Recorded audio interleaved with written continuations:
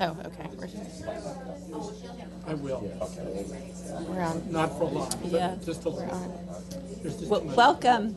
You are in attendance of the Historic Preservation Commission meeting. It's Thursday, August 17th, 2017, just a little bit after 5 o'clock, actually 5:06.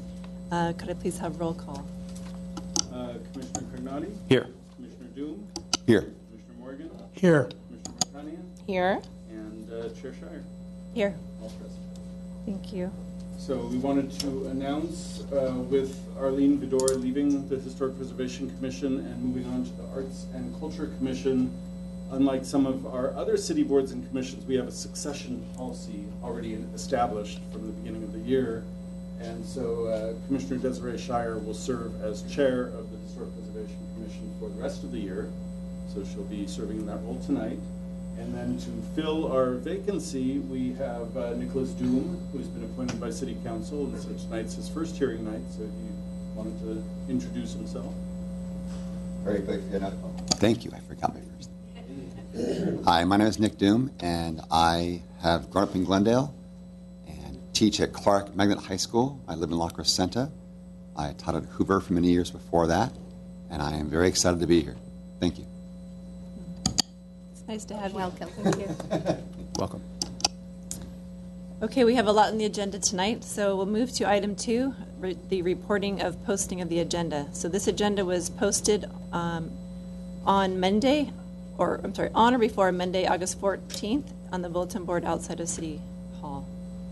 Item number 3, approval of the minutes from June 15th meeting. There was no meeting in July.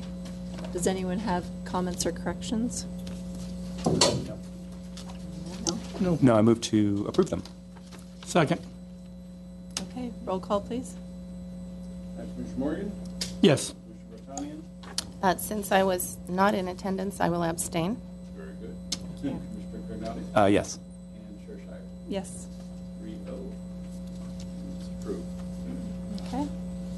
Item 4 is oral communications. The discussion is limited to items not on this agenda. The speaker is limited to 5 minutes. The commission may question the speaker, but there will be no debate or decision on those topics. So under oral communications, we have one speaker, Kathleen Yurka. Hello, good evening, everyone. My name is Kathy Yurka, and I'm here as Vice President of the Glendale Historical Society. I wanted to announce 2 upcoming events in our Year of the Craftsman. We are having our annual home tour, which I know you are familiar with. This year's theme is California Craftsmen, Glendale's Vanishing Heritage. And it includes 5 craftsman houses, including one that you recently heard nomination for the Glendale Register. It takes place on Sunday, September 24th from 10 a.m. to 4 p.m. And tickets are now on sale through our website. We also have, as we've done in the past few years, a pre-event for the home tour. We are very fortunate that your former colleague, Arlene Vidor, will give an illustrated lecture on Wednesday, September 13th at 7 p.m. at the Glendale Central Library. And it's called Glendale's Extraordinary Craftsman Architecture, Our Contribution to the International Arts and Crafts Movement. I gave you each a flyer. There are additional flyers on the table for any people behind me who would like to grab one. So thank you very much for your time, and I hope to see you all there. Thank you, Catherine. Thank you. Sorry, what is the website? The Glendale Historical Society website, Okay. glendalehistorical.org. Okay, thank you. Yeah, thank you. Okay, with no other oral communications, we will move to number 5, comments from commissioners. Does anyone have? I have a few. Sure. Okay. I have just a few. First, I would like to thank Nick Doom for taking the job, and we look forward to having him here on the commission itself. I would like to you see this cup up here. This cup was presented to Robert A. Walton in 1915. It's one of the oldest artifacts in the Crescenta Valley. It was presented by the citizens of La Crescenta, Montrose, and Oakdale, which is now what we consider Verdugo City. Anyway, so the Historical Society raised the funds, and we bought it. We're still raising funds for it, but the gentleman who owned it was a antiques dealer in Maine, saw the benefit to it, contacted the Chamber of Commerce here in the Crescenta Valley, and they contacted the Historical Society, and it's now in our midst, and we're very pleased. It hasn't been polished up exactly the way it was, and it's 102 years old. I'd like to also welcome all of you to the Crescenta Valley. The Historical Society of the Crescenta Valley has their meeting on the third Monday of the month. This month is about the Cobb Estate. Now, the Cobb Estate is, if you go up lake and you get to the very end of it, there is a trailhead, and it's in Altadena. It is a popular trailhead for Rubio Canyon, Mount Lowe, and the Sam Merrill Trail. But the property itself has a dynamic history. It has been the site of an unsuccessful gold mine, the grand estate and mansion of a Northwest timber baron, a Masonic retirement home, the retreat house for an order of Roman Catholic nuns, an investment for Hollywood comics, the Marx Brothers, who tried to have it zoned and developed as a cemetery, the prize in a hard-fought bidding war between real estate developers and student environmentalists, and the supposed site of a nocturnal ghost appearance and UFO sightings. Anyway, the Historical Society of the Crescenta Valley, their meetings, like I said, is on Monday, the third week. It's August 21st at 7 p.m. at the La Crescenta Center for Spiritual Living. That's located at Dunsmore and Santa Carlotta, and it'll be right after the eclipse. So after you're all freaked out about the eclipse, you can come learn all about the Cobb Estate. And last but not least, I would like to adjourn this meeting in honor of Warren Boehm.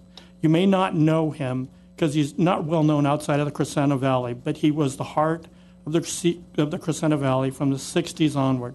Warren was one of the founders of the Historical Society of the Crescenta Valley, member of the Montrose Search and Rescue, putting his life on the line to save others, president of the Crescenta Valley Chamber of Commerce, founder of the Crescenta Valley Fireworks Display, which delights young and old every 4th.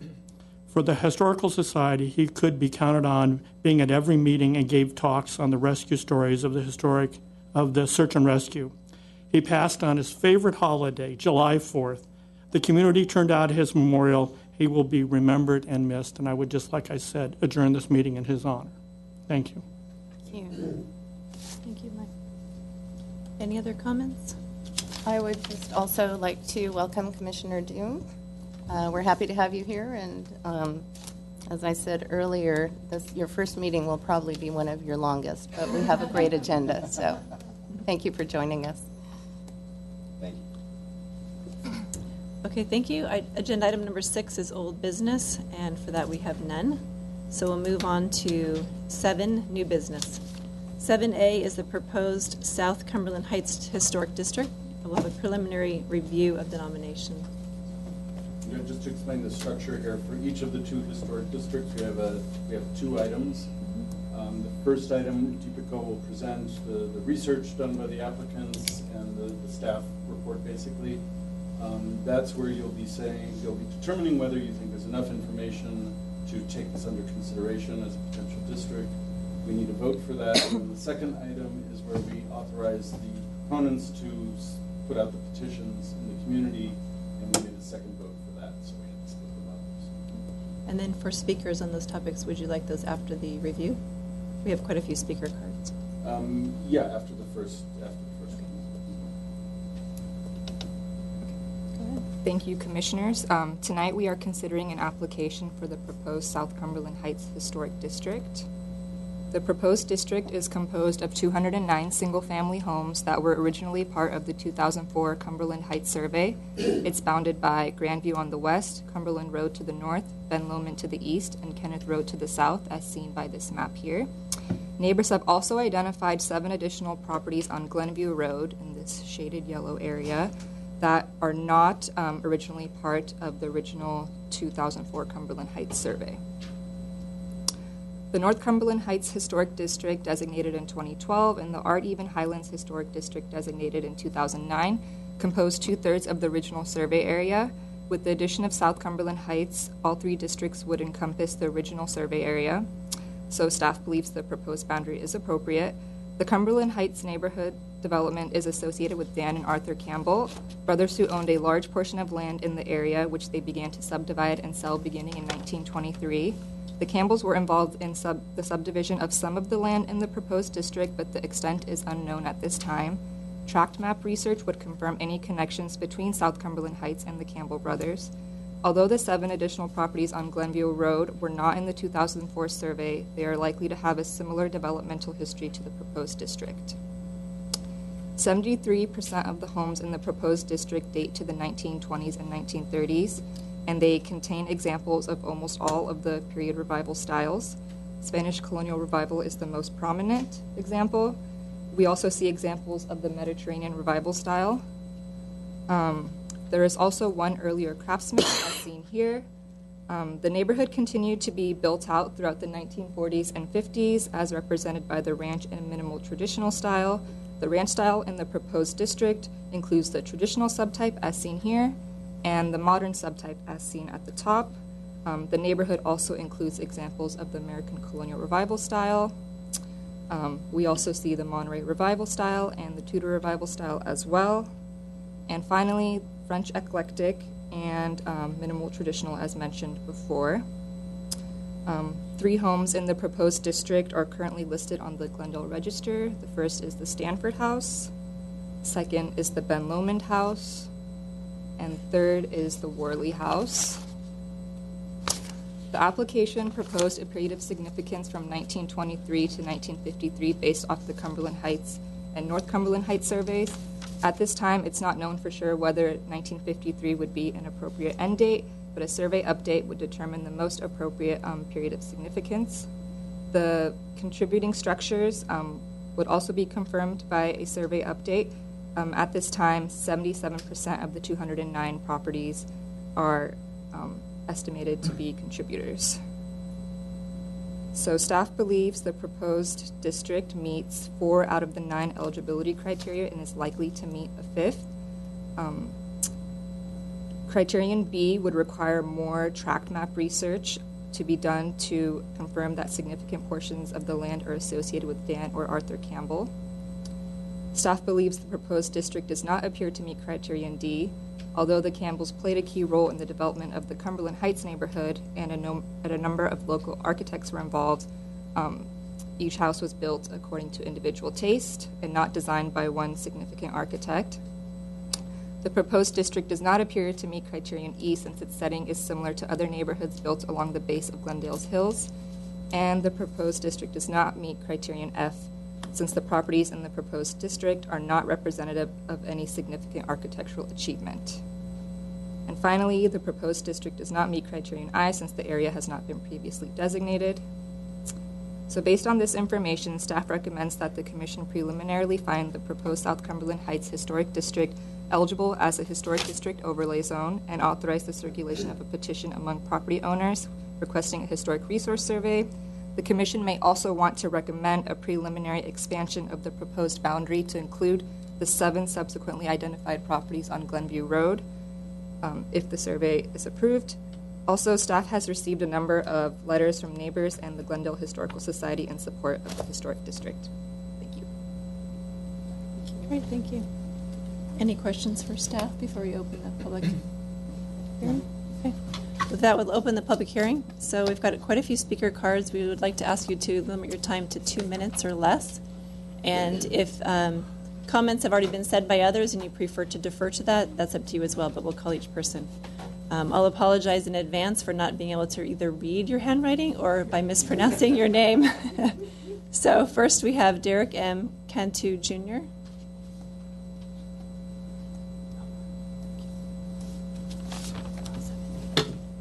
Good evening.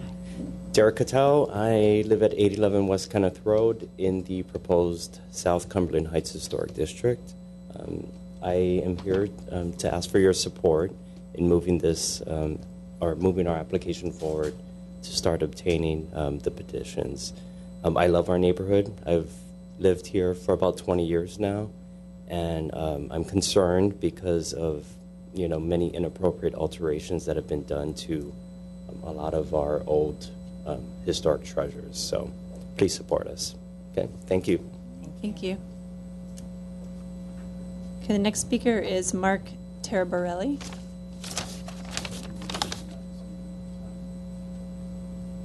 Oh, I said 2 minutes or less? Yeah.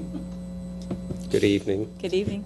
Mark Taraborelli, longtime Glendale resident for about 25 years now. Love the character of the neighborhoods, and I want to preserve that. So I hope that you help us move on to the next stage with our endeavor here. So appreciate in advance your support. Thank you.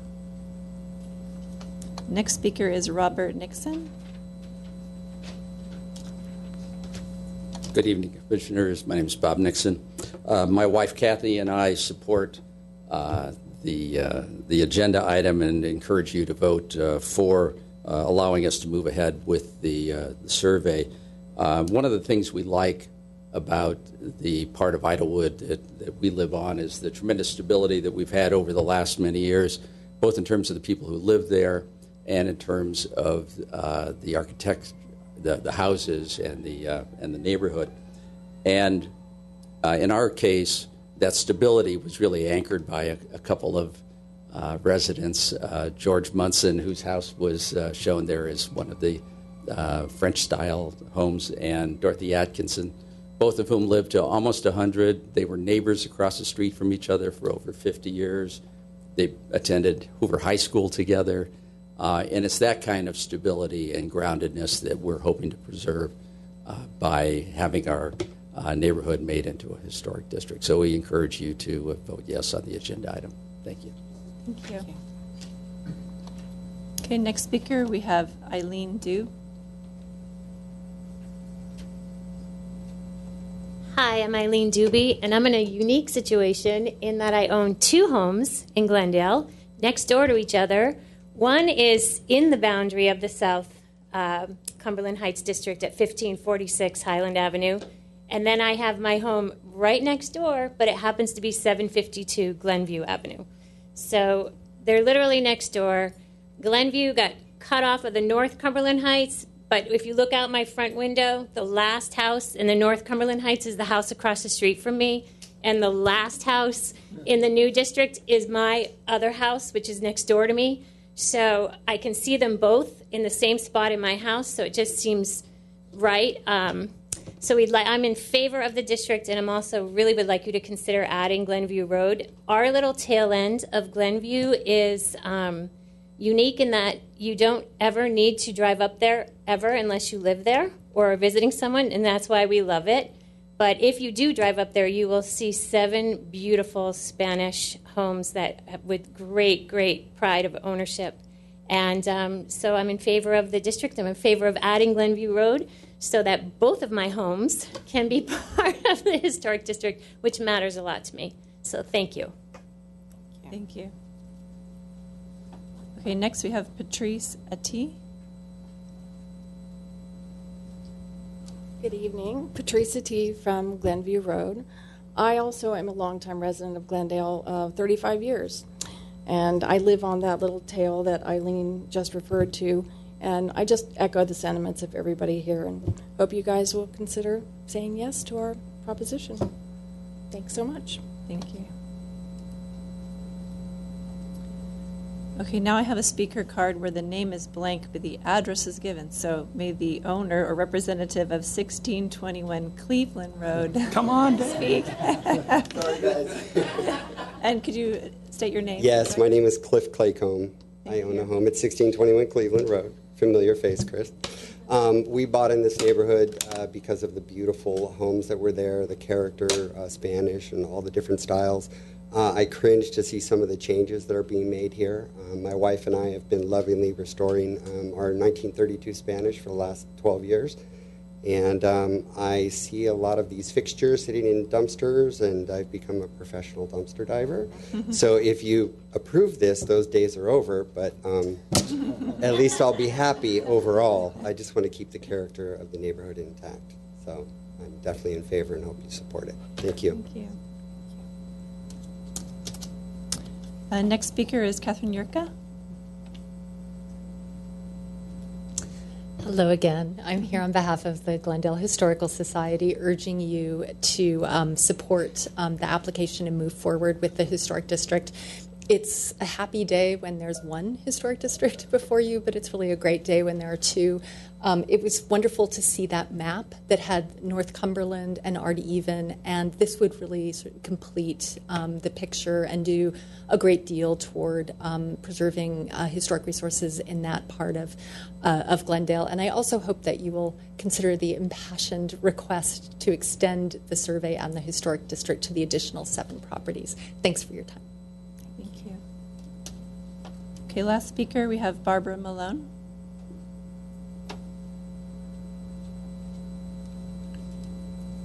Hello, everyone. First, my mea culpa. I've only lived in Glendale 4 years. If I'd known what I was missing, I would have moved from Los Angeles a long time ago. And I know what a very special place I am at here. I have a house on Ardeven, which I think is the only block at the south not included in the Ardeven Historic District.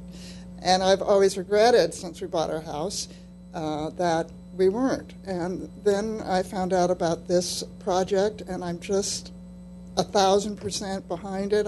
I just see so many gorgeous homes, and I want the ambiance of this area preserved. So I'm putting in my yes, or please support.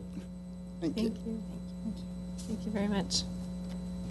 Okay, that's the last speaker card unless I've missed anybody. Okay, with that, we'll close the public session and open it up to discussion before we move to 7B. Okay. Any discussion? Any discussion, question? Oh, and vote, yeah. Go ahead. Anyone? Yeah, sorry, I didn't hear anybody going. So, I definitely support the. We're not nominating right now. What are we doing? Yes, we're nominating, the preliminary review and nomination. So we're doing this in 2 parts, right? Yes. Nomination? Yeah. Review of Basically, nomination. You're saying that you The find preliminary review. material of interest to suggest that there's. I find more than enough material to suggest that there's an interest, a district here, and I'm pleased, as was stated, that the district area that was originally surveyed and intended to, become a historic district will now be made whole with this third element or third area, and I appreciate everybody's enthusiasm, and I do support the district. Do you want to address the 7 homes as well as we talk about? I'm absolutely fine with adding the 7 homes, and as you probably know, what will happen is the consultant will go through, and if for some reason they thought those 7 homes did not fit into the district or were inappropriate, then they would, ultimately the consultants will help with boundaries, but I have no issue with that. And just so the commission knows, we did some preliminary tract map research. It looks like the tract that houses the Glenview properties is also part of Ardeven Highlands, so it's already been part of a previously designated district, so it suggests the history is going to be the same. But again, sorry, that said, I guess the boundaries, and I might have missed it, were these originally established boundaries, or these are boundaries that are being established for the purposes of Glenview is new. districting? In 2004, the Cumberland Heights survey, this fills out what was missing from the Cumberland Heights survey that was approved when the nomination was withdrawn. Glenview is new to us, so what's really going to happen if we move forward with the survey ultimately is there's going to be an update of the Cumberland Heights survey, but then there'll be additional new survey of the Glenview properties if you vote to include those. That's fine. Well, I vote to have the 7 properties also added on to this proposal. I think the district, which has 209 homes, is going to be a pretty large district. It's not quite as large as Rossmoyne, but I think it's the second largest. The second largest. I like the fact that it completes the district that was proposed in 2004. It's kind of putting the egg back together as one piece. I like the fact that there are 5 of the 9 articles that are important for this area. I had friends that lived on Cleveland, 1555 Cleveland, which I noticed the picture there in the 60s, along with friends that were on Ben Lobin. So I rode up and down my bicycle up and down the bicycle on those streets. So, and spent a lot of time over in Kenneth Village too. So, I do actually. I do. What I should bring up one of these days. I want to know.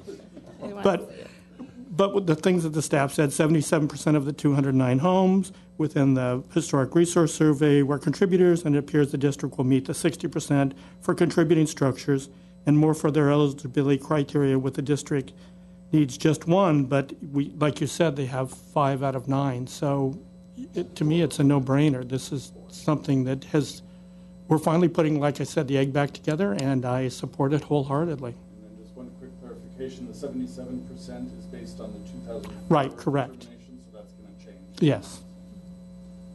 It's going to get better. Hopefully not by much. Oh, one other thing. I just wanted to thank the people that nominated the property, the district, the people that have already spoken. And I won't try to do your names again because you all pronounced them so well. But thank you very much for doing that. I mean, it takes a lot, as Commissioner Vartanian can tell you, it takes a lot of effort. And it wouldn't happen if it wasn't for all of you. So thank you very much. Our job, in many ways, seems to be the easiest one. We just have to say, go get it. And you're the people that actually have to do it. So thank you from the bottom of my heart and from Glendale. Thank you. Yes, kudos. I'm just going to ditto everything that they said. It seems like an obvious no-brainer to just sort of complete that very large swath. I mean, this one's 209, but then added with the others, I think it might have Rossmoyne beat, right? Just over 5, very similar. So there we go. Not that it's a competition. But it's a really great. You guys have been working really, really hard, I know, and so we do really appreciate it. And I'm obviously in full support of that, the inclusion of Glenview and all of that. Thank you. Nick? I have 2 questions. Why was this not considered before in 2012? Why was it divided in the first place? When we take historic districts into consideration, it's based on the applicants who come to us with a boundary that they're proposing. Okay. And in some cases, they say this is all we can handle. We're not ready to bite the rest of the apple. So that's the case here. Okay. And we can't force them to take it on. So we're glad it's now. Thank you. 5 years later. And then second, listening to your presentation, minimal traditional, is that the term I read? I guess those are the houses built in the 50s? No. Or look like my house. They're just plain looking houses. Hey, I live in a minimal traditional, sir. Pardon me. Go ahead. Minimal traditional is actually a style that started in the very late 30s. It relates to the Federal Housing Administration's minimal home program. Okay. 38, 39, somewhere in there. So they tend to date to the 40s, but they extend into the 50s to some degree. And it's an unfortunate name because people think like, oh, I live in a minimal and it doesn't sound good. They're lovely houses. A lot of them have kind of some of the similar stylistic kind of application that you see on the period revival houses, but it's usually more minimized. So it's a functional house. It doesn't have a unique style to it like the picture above it. Right. In our other historic districts, it's very often included as part within the period of significance because it shows how the period revival style has morphed over time.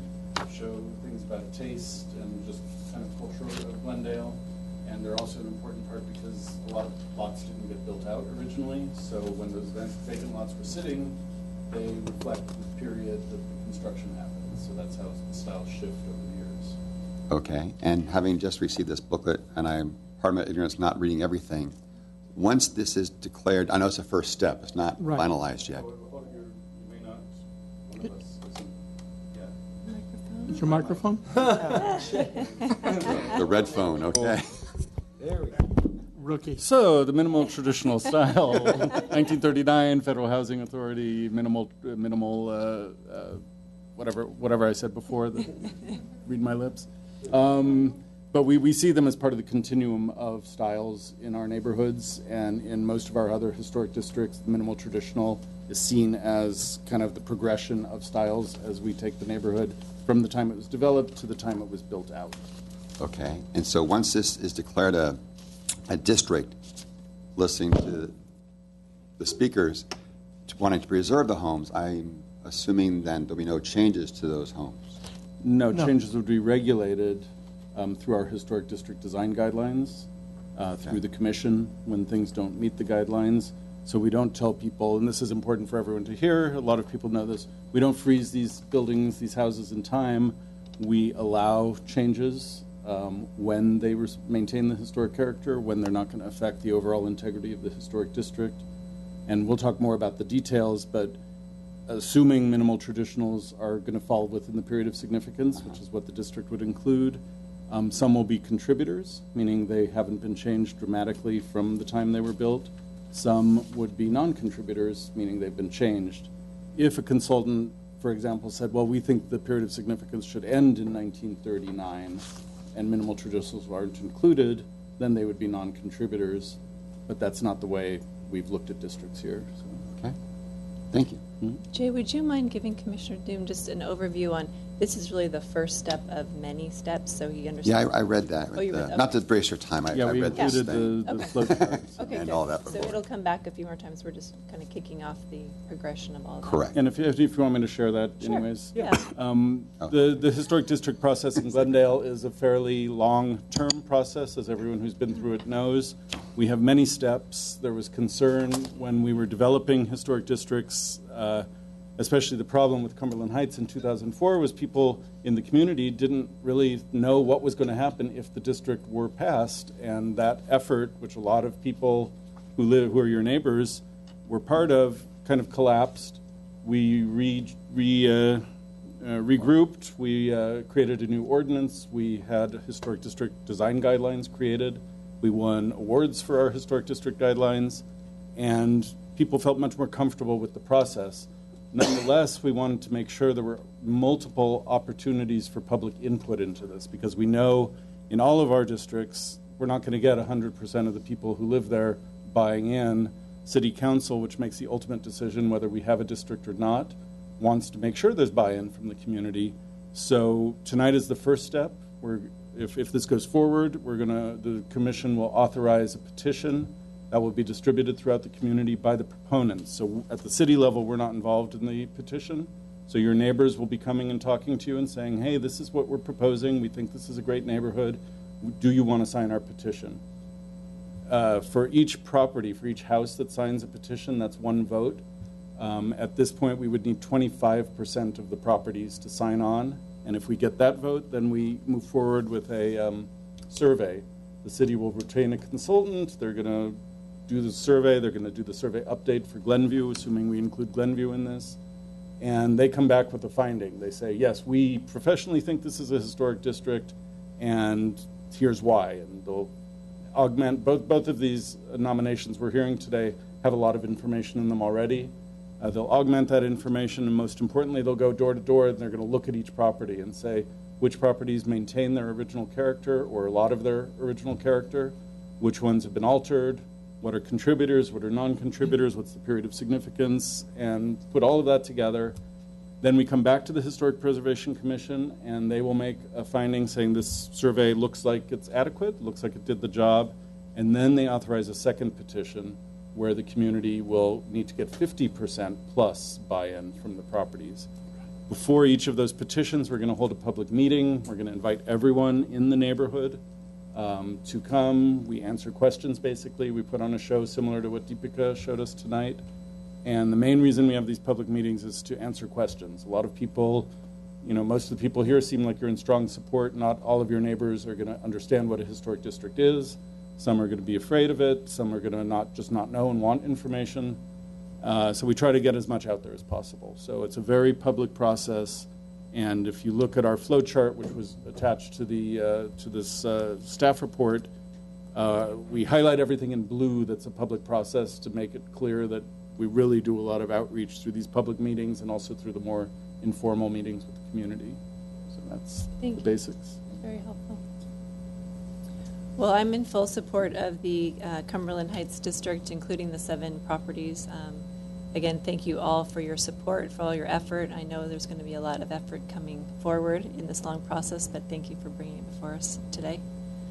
So with that said, is there a motion to at least approve moving forward with this preliminary review and the findings that there seems to be enough evidence for a historic district? So moved. And the inclusion, and to include Glenview Road in that. Did you say that? Yes. Okay. Sorry. Okay, a second? Second. Okay. Roll call. Commissioner Vartanian? Yes. Commissioner Morgan? Yes. Oops, I went different than I wanted to, but whatever. Commissioner Cragnotti? Yes. Commissioner Doom?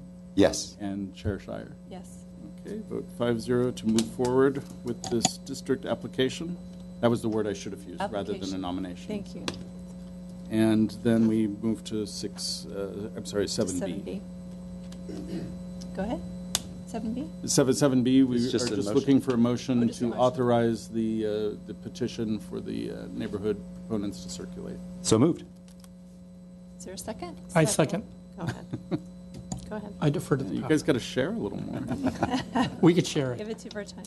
Okay, so Commissioner Cragnotti? Yes. Commissioner Morgan? Enthusiastically, yes. Commissioner Vartanian? Enthusiastically, yes. Okay, now you're sharing. Commissioner Doom? Yes. And Chair Shire? Yes. Okay.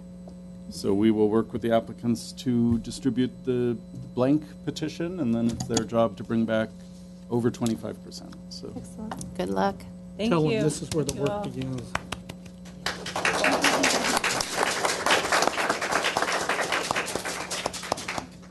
Okay, next on the agenda is 7C, and we have the proposed Casa Verdugo Historic District. Again, preliminary review of the application.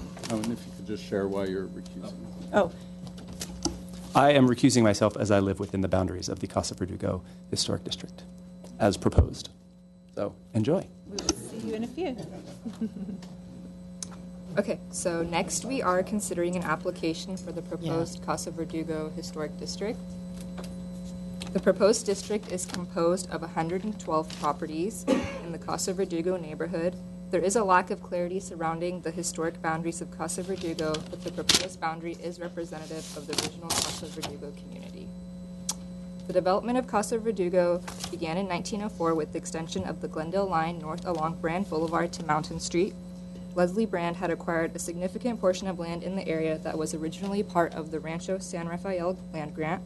Working with Henry Huntington, the owner of the Pacific Electric Railway Company, they created the Glendale line from downtown Los Angeles to Broadway and Glendale.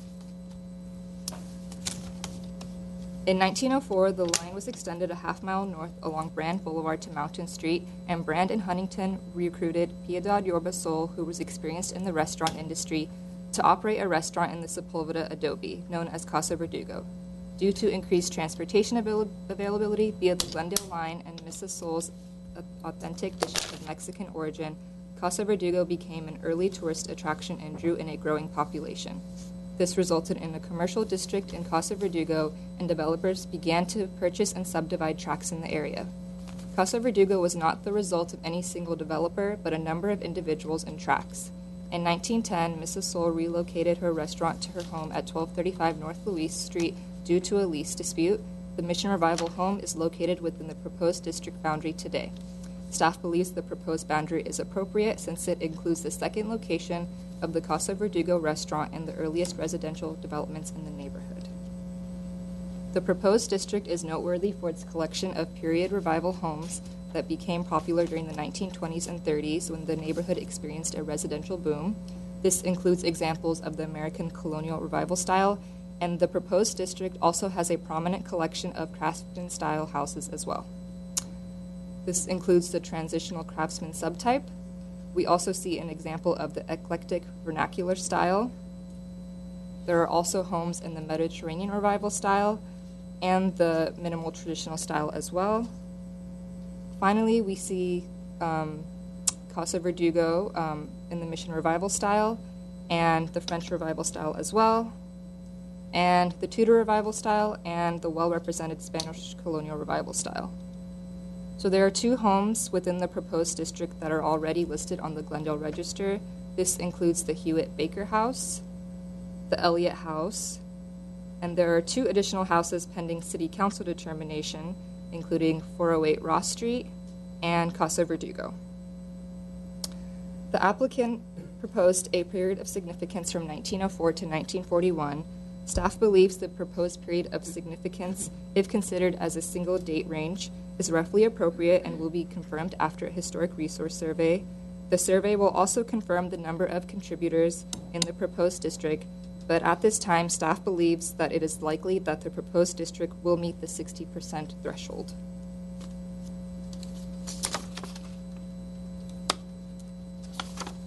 The proposed district appears to meet at least 5 and possibly more of the 9 criteria, including criterion A, B, and C. Although some local or regional architects of note are associated with the properties in the proposed district, additional research would be needed for further evaluation under criterion D. There is no information to suggest that any notable builders or architects influenced the overall appearance of the neighborhood, so staff believes the proposed district does not appear to meet criterion D. Casa Verdugo's setting along the base of Glendale Hills is similar to other neighborhoods, but the presence of Casa Verdugo, the Mission Revival House that served as the second location of the restaurant, does set the neighborhood apart from others. However, a similar house, the Art Even House in Art Even Highlands Historic District, was not found eligible under this criterion. Staff believes the proposed district probably does not meet criterion E. The proposed district also has a concentration of craftsman-style homes, and while it cannot be said that they are a significant architectural achievement, given the style's prominence and its decimation over the decades, the consultant or commission may find this criterion to be applicable to the district. So staff believes that the proposed district may meet criterion F. Finally, the proposed district does not meet criterion I since the area has not been previously designated. Based on this information, staff recommends that the commission preliminarily find the proposed Casa Verdugo Historic District eligible as a historic district overlay zone and authorize the circulation of a petition among property owners. Staff has also received a number of letters from neighbors and the Glendale Historical Society in support of the historic district. Thank you. Great, thank you. Any questions for staff? Okay, we'll open the public hearing for some speakers regarding Casa Verdugo Historic District. The first will be Sean Bursell. Good evening, Chairman Shire and members of the Commission, and welcome Commissioner Doom. We look forward to working with you.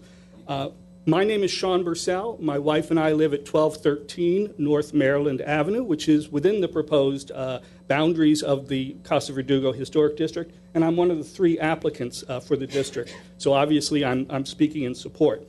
I do want to just very quickly take a moment to thank some people who got us to where we are today. As Commissioner Morgan mentioned, it takes an awful lot of work to get the application to this point, and it can't be done by any one individual. And this was truly a group effort. We have our Casa Verdugo Historic District Committee of about 20 neighbors that has just been fantastic in working on this effort. The Glendale Historical Society and the Rossmoyne Mountain Homeowners Association both provided vital support and guidance to this, as well as financial support for the application. We're very grateful for that, and I also have to thank my wife Heather, who has put up with this for a year. Yes. She's indulged this magnificent obsession of mine. So this is just the beginning. Yeah, I know. Regarding the motions before you today, it should be abundantly clear that the proposed district contains outstanding elements of both the historical and architectural heritage of Glendale, and I appreciate Deepika's presentation on that. And the one thing I want to emphasize is that this truly will be a historic district, arguably with the richest history of any of the historic districts yet created or contemplated in Glendale. And I know that's going to be controversial, but it's true. That doesn't detract from the historical resources of any of the others, but just speaks to the amazing, amazing history of this neighborhood. And I also want to point out that the story of the Casa Verdugo neighborhood is greater than just that of a restaurant, or the arrival of the streetcars, or how Glendale grew through annexation, or if Piedad Yorba Sol, L.C. Brand, or Alfred F. Priest, as important as each of those are. It is also the story of the people who flocked to the Casa Verdugo neighborhood to create new lives for themselves and their families. I wish I could tell you some of their stories, but I don't have time. Come on my walking tour, I'll fill you in. Just let it be known that while individually their stories may not be significant, taken together they illustrate how a community grew around the Casa Verdugo restaurants. That community became the Casa Verdugo neighborhood. And that Casa Verdugo neighborhood, along with Tropico and the original city of Glendale, came together to form what we know as the core of Glendale today. We are Casa Verdugo, and this is our story, but it is also Glendale's story. Thank you. Thank you.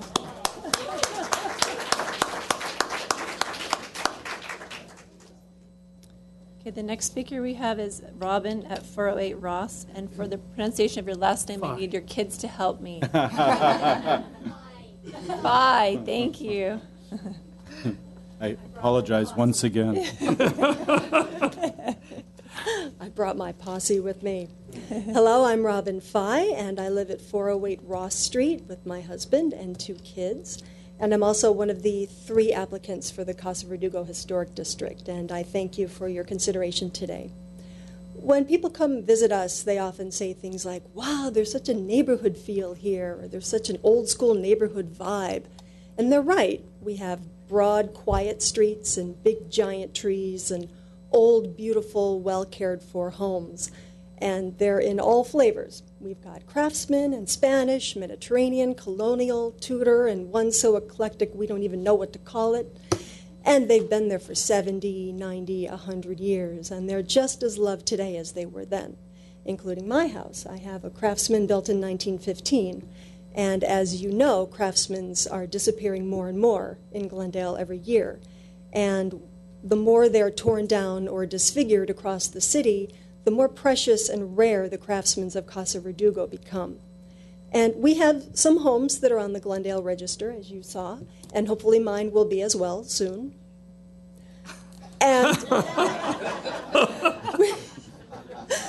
and we want to recognize all of them, though, and the people who originally built them, and the people who work to maintain them today.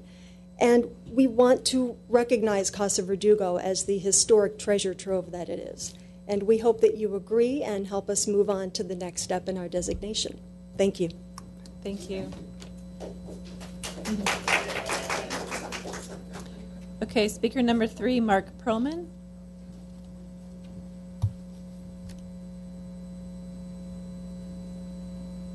Hello. Hello. Hello. Topping the previous 2 speakers is going to be really tough. So I'm going to donate $10 to the cup. Oh, very nice. Maybe you should have started this earlier. I think we We'll will run back have to to the rule that speakers. inappropriate. So You can edit out the... no, just grab your cash. All right.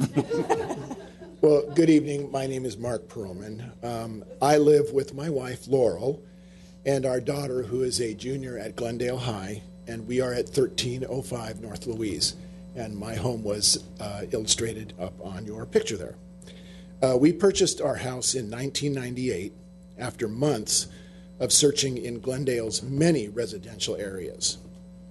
The neighborhood now proposed to be designated Casa Verdugo Historic District is what sold us on our house 19 years ago. And as previously noted, this neighborhood is home to a truly unique mosaic of 20th century residential architecture.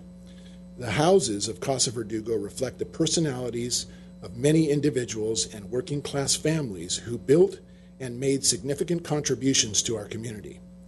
The houses also showcase the tremendous sense of community pride and stewardship shared by the homeowners and residents who succeeded and continue to succeed.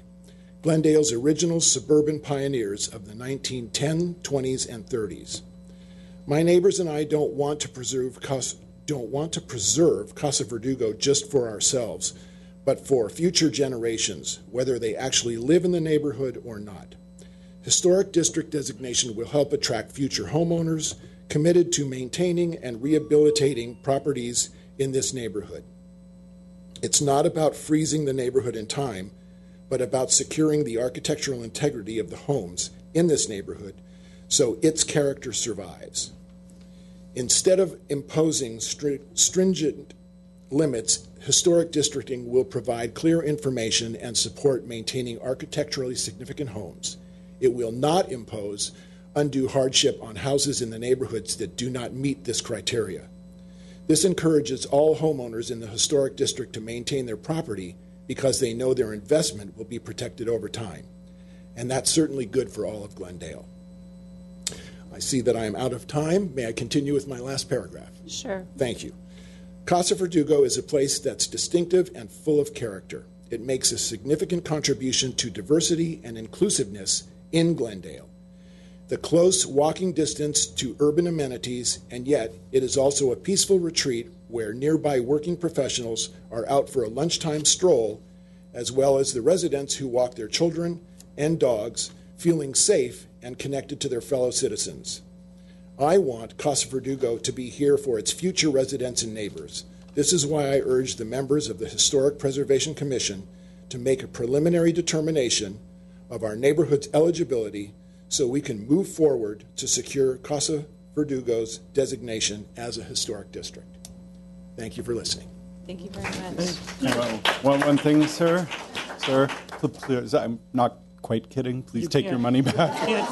Appearance of impropriety. Yeah. Well, he said they were still collecting. Yeah, not now. Not later. The Historical Society of the Crescenta Valley will welcome your donation. Okay, the next speaker is Catherine Yurka. Hello again. I'm still Kathy Yurka, and I'm still here on behalf of the Glendale Historical Society.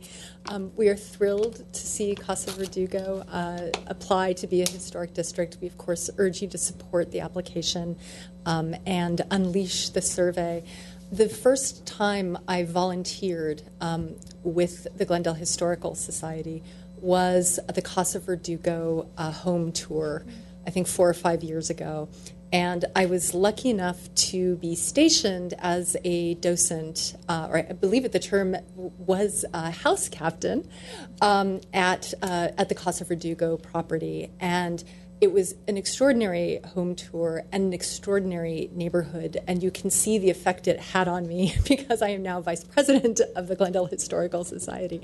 And it was in part my appreciation for this. I mean, I agree with Sean. I also applied for a historic district, and I think this is the most historically significant of the ones that have come before you. Although I might challenge that if Verdugo Park were technically part of our historic district. Anyway, I just urge you to support the application. Thank you. Thank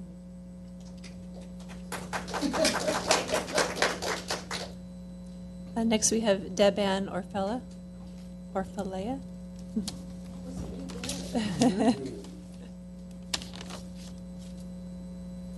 good evening. Good evening. I'm Deb-Ann Orfalea. Thank you so much for being here tonight and for letting us come before you, and I appreciate this committee so much. I am the owner of Casa Verdugo, and I've lived there happily for the past 31 years this month, and it has been a magnificent journey. And to give a little background of when it was the restaurant in 1910. It was built in 1907, and it became the restaurant in 1910. And by 1911, Max Sennett, the famous movie director, silent film director, who's known for his Keystone Cops and Charlie Chaplin, actually filmed a movie right on my veranda where the pergola is, called The Manicure Lady. And he chose Casa Verdugo for that film. And then fast forward a few years later, Johnston Macaulay, the author of Zorro and all the novels, and he was a producer, he was a great novelist, and also lived in Casa Verdugo in 1939. And Casa Verdugo really inspired him to make such a wonderful history of California and Zorro and his many novels. And my family, my daughter and I, my former husband, we moved in 1986 this month, and it has been a, well, people told us when we bought the house that we were, that it was a major medical fixer-upper, and they thought it was not for the faint of heart, but we love it, and we've restored it, and it has been a beautiful home for us, and it's a celebration. It's a wonderful home to celebrate life. And all of my friends and all of the community and all of the people from actually around the world that have actually come to see Casa Verdugo since I've lived there, they've just been overwhelmed with the magnificent neighborhood. They love to take walks in the neighborhood. They're inspired by the lovely homes in the neighborhood. And it's special because of the neighbors that exist there. And they are truly a magnificent group of people that have a love and a beauty of restoring the area and keeping the magnificent architecture alive. And I hope that you do accept this as a Casa Verdugo Historic District, because it would just mean the world, I think, to have this beautiful home on the southwest corner of Randolph and Louise, 110 years old, be a part of this wonderful history of this neighborhood. Thank you for your time. Excellent. Okay, kids, are you ready? The next speaker is Felix. Bye.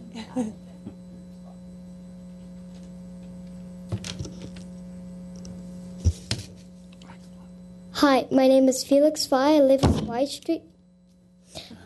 Hi, my name is Felix Fye. I live on Wall Street with my family. I think that my neighborhood is great and fun to play in, and the houses are very beautiful, and I like that they're really old. I've seen some old houses in Glendale get torn down, and I really don't want that to happen in my neighborhood, so I hope that you'll help us be in a historic district. Thank you.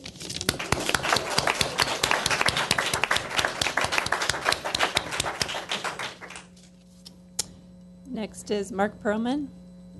We already spoke. Got 2 cards from you. I thought you. That makes up for his overtime. Oh, he was supposed to come back. Oh, now we got 4 minutes. Paula Lowry? Lowry? Thank you. Good evening. And thank you for considering this application. I did write a letter. I'm not going to share the whole thing here because I hope you'll read it. But I echo what has been said about the historic character of our neighborhood. And I support that wholly. But I want to talk a little bit broader. I'm a docent for many, many years at the Gamble House in Pasadena. I've served on its board, even as its president. And I really believe that it makes a huge difference to a city to recognize and preserve its historic neighborhoods and preserve their character, because there is something that happens when you live in a historic area, such as Casa Verdugo, with the plethora of historic styles, and in particular the Craftsman era. What happens to you when you move into that area is you become more engaged with your neighbors because you are a unique community. I've never before lived in an area that really promoted that neighborhood feeling that we used to see in movies of the 1940s and 1950s. We moved in 26 years ago. I'm a co-block captain with Mark's wife for the neighborhood watch. We have keys to everybody else's houses. We watch out for each other. But by doing that, by becoming invested in your neighborhood community, that promotes your investment in your city's engagements.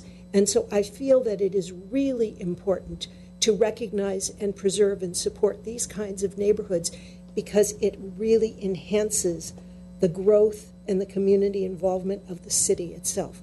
So I hope you do consider moving forward with the petition. Thank you. Thank you. Okay, that was the last speaker card, so we'll close the public hearing. Commissioner comments? Well, having read the report, I concur with the staff. I mean, some of the things that they've mentioned that I'll just bring up one more time. At least 60% of the properties would be considered contributors to the historic district. At least 68 of the 112 properties within the proposed boundary. At least the criteria of which you only need one. They've got at least 5, but looking at it in my own biased way, I see at least 7. I mean, you had me at Casa Verdugo. I don't know. It's the area that I love. I mean, it's this area right here. It's the Glendale and Montrose Railway in 1909. I mean, I just want to read a couple of the notes that I wrote about. The report was fabulous. I love reading about early Glendale history, and you guys nailed it so well. I mean, it's just, your report, as mentioned before, is just a fun, educational, informative read into the early days of our great city. And even before that, I want to give a shout out also to Sean for the insight that Glendale was not only the fastest growing city, but also the reality that it was the fastest annexing city. I mean, it just didn't grow just by people coming to the city. It just grabbed area all over, Casa Verdugo being one of them. So,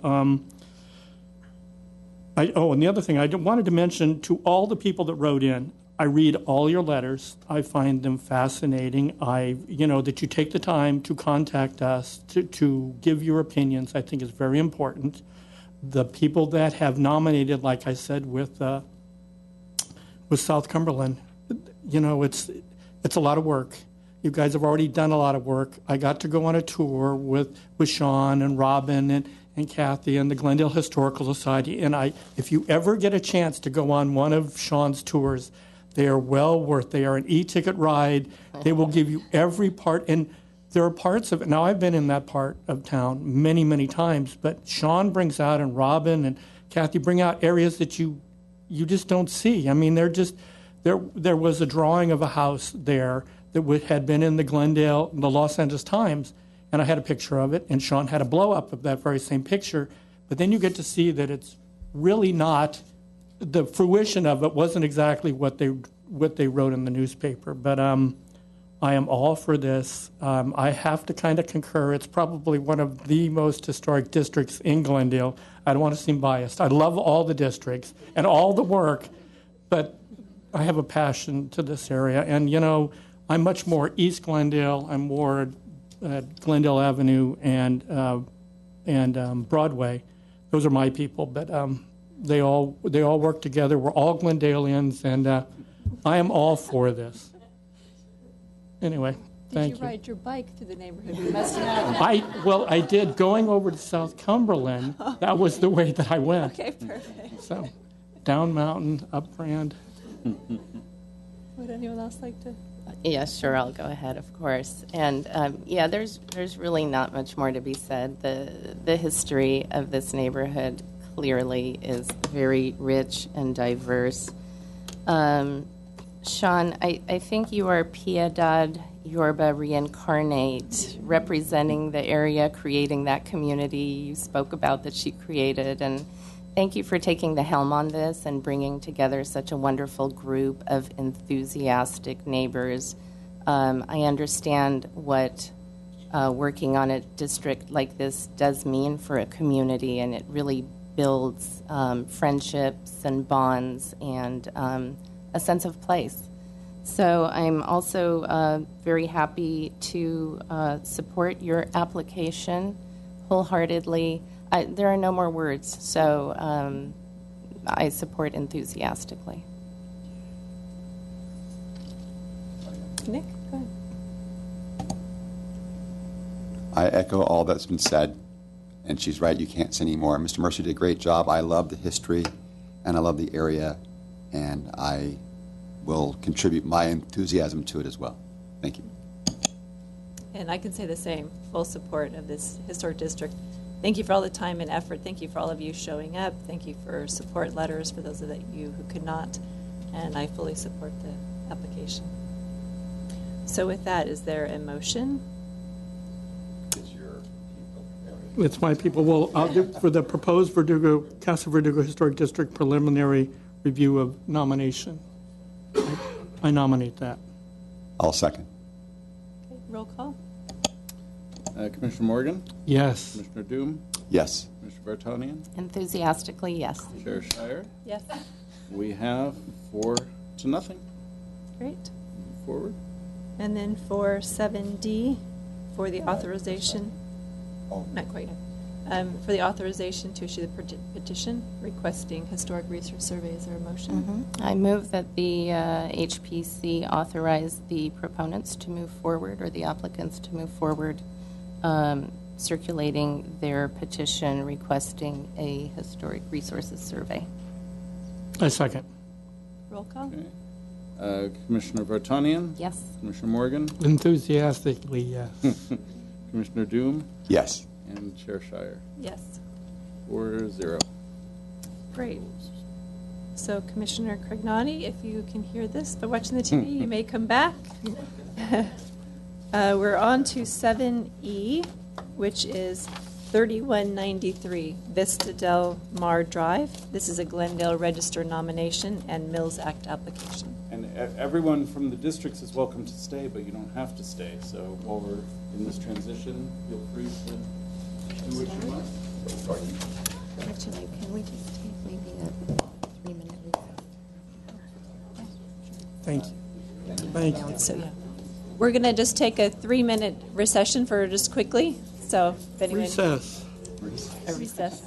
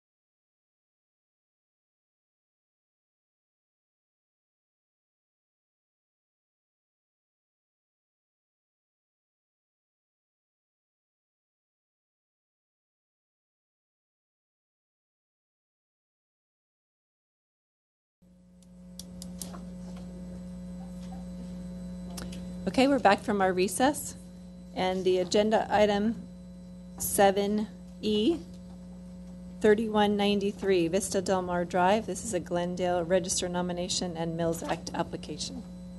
Thank you. Next, we are considering a Glendale Register Nomination and Mills Act application for 3193 Vista Del Mar Drive. 3193 Vista Del Mar Drive is a single-family house that is located in the Montecito Park neighborhood, as shown on both of these maps. This house was built in 1924 and was designed in the Spanish colonial revival style. The land the house is located on was a part of the Spar Heights subdivision developed by local businessman W.S. Spar. The first known owner of the house was Miss Pauline Stewart, a widow who was involved in the original construction of the house. The house was designed by Pasadena-based architect Edward A. Hayes. Miss Stewart lived in the house until 1937, when couple Wolf William Moss and Pearl Moss bought the house, and they lived there until 1994. The current owner bought the house in 2011. As mentioned before, this house is a Spanish colonial house with multiple levels and an overall picturesque appearance. It has multiple roof lines and volumes that give the house various heights. The majority of the house has a flat red clay tile roof and is clad with stucco. A low stucco wall and gate leads to an outdoor patio area and the primary entrance of the house. The house also has a projecting volume with its own gabled surround at the front facade. There is also a one-story wing of the house that is located at the southeast corner. This area of the house has a low-pitched side gabled roof with red clay tile, and there is also an original wood door that leads into the house.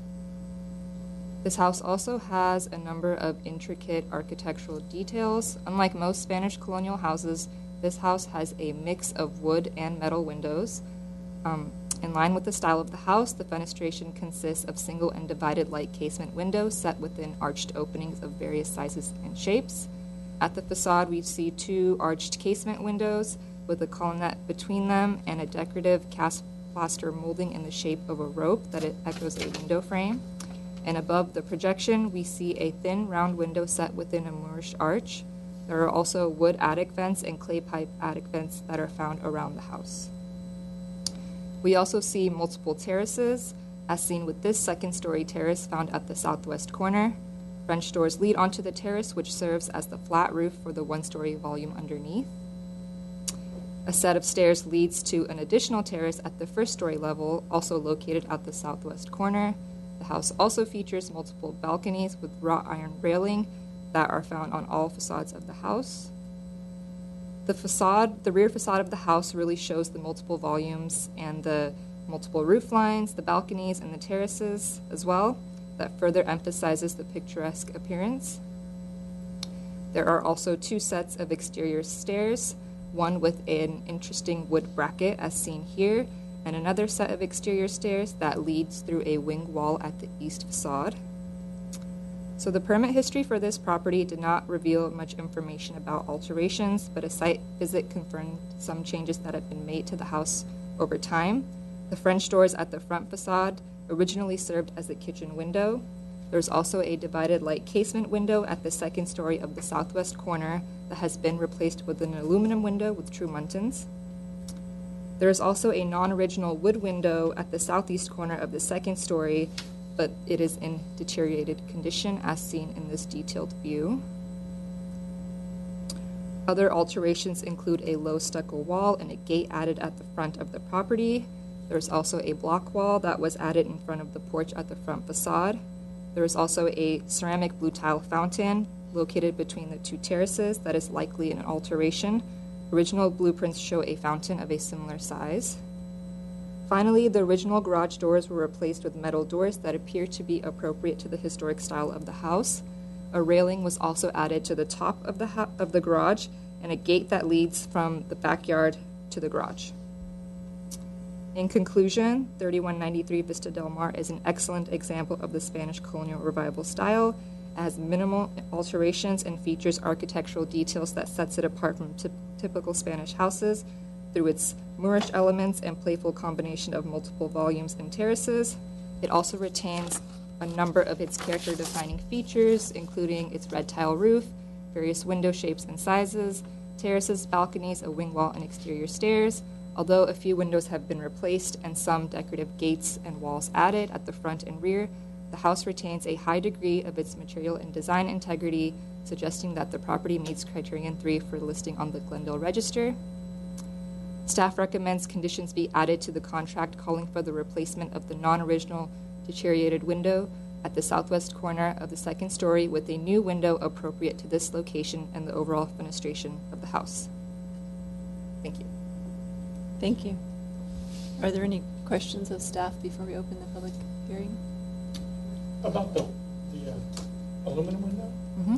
Unfortunately, I failed to see it. Can you? This when one. I was there, we know for sure it's Yeah. Yeah, that one comes close to recalling the appearance of historic windows. This house had a mixture of wood and metal windows, which is a little unusual.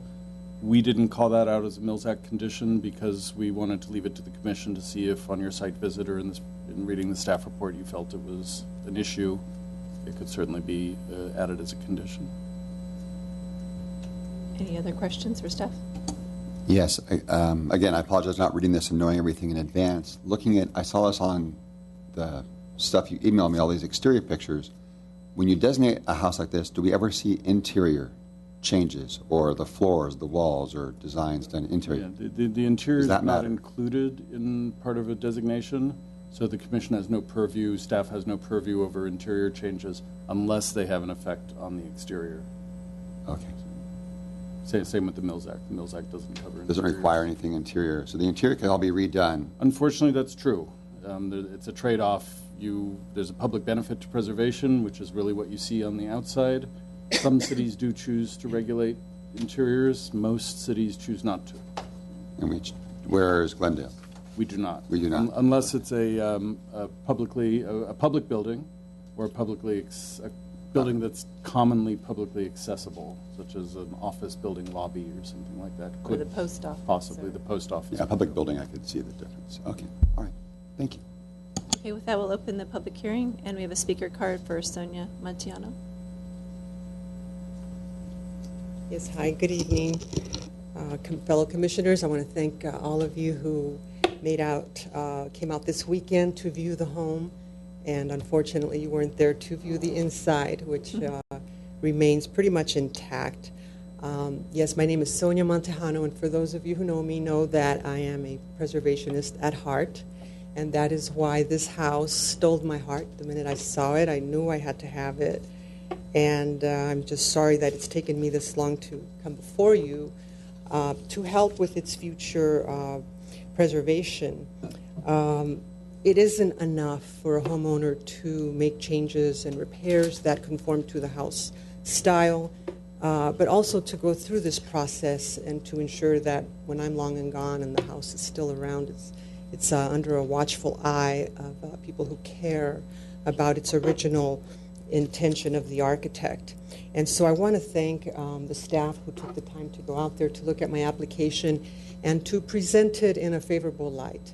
Now, I don't take any of your votes for granted, so I'm here to speak on behalf of the House and answer any questions and to, seal the deal. What can I do to convince you that this house, in particular, meets the requirements set forth in criteria number 3, based on its list of architectural features that set it apart from other houses. So unlike a neighborhood like the ones you saw today, this is a lone house that was built, designed to fit into the hillside where it was built in for this very remote area. I think of Montecito Park, especially in 1924. The house sat by itself for 15 plus years after it was built. And today it is 93 years old, and I fell in love with it because it was intact, with minor alterations, with all things considering. And when you see the house from its point of view, it's a street-to-street lot. So when you see it from the below street, El Arbolita, you look up into this hill and you see what appears to look like a little fortress. And some of the people that had an occasion to tour it did note that it had a very Disneyland effect with all of its facades and all of its make-believe, how thick the walls might be. or the battered walls. So for the numerous architectural details that are noted on the property description, Vista Del Mar is an excellent example of the Spanish colonial revival. And what further sets it apart, as noted by staff, is its Moorish styles.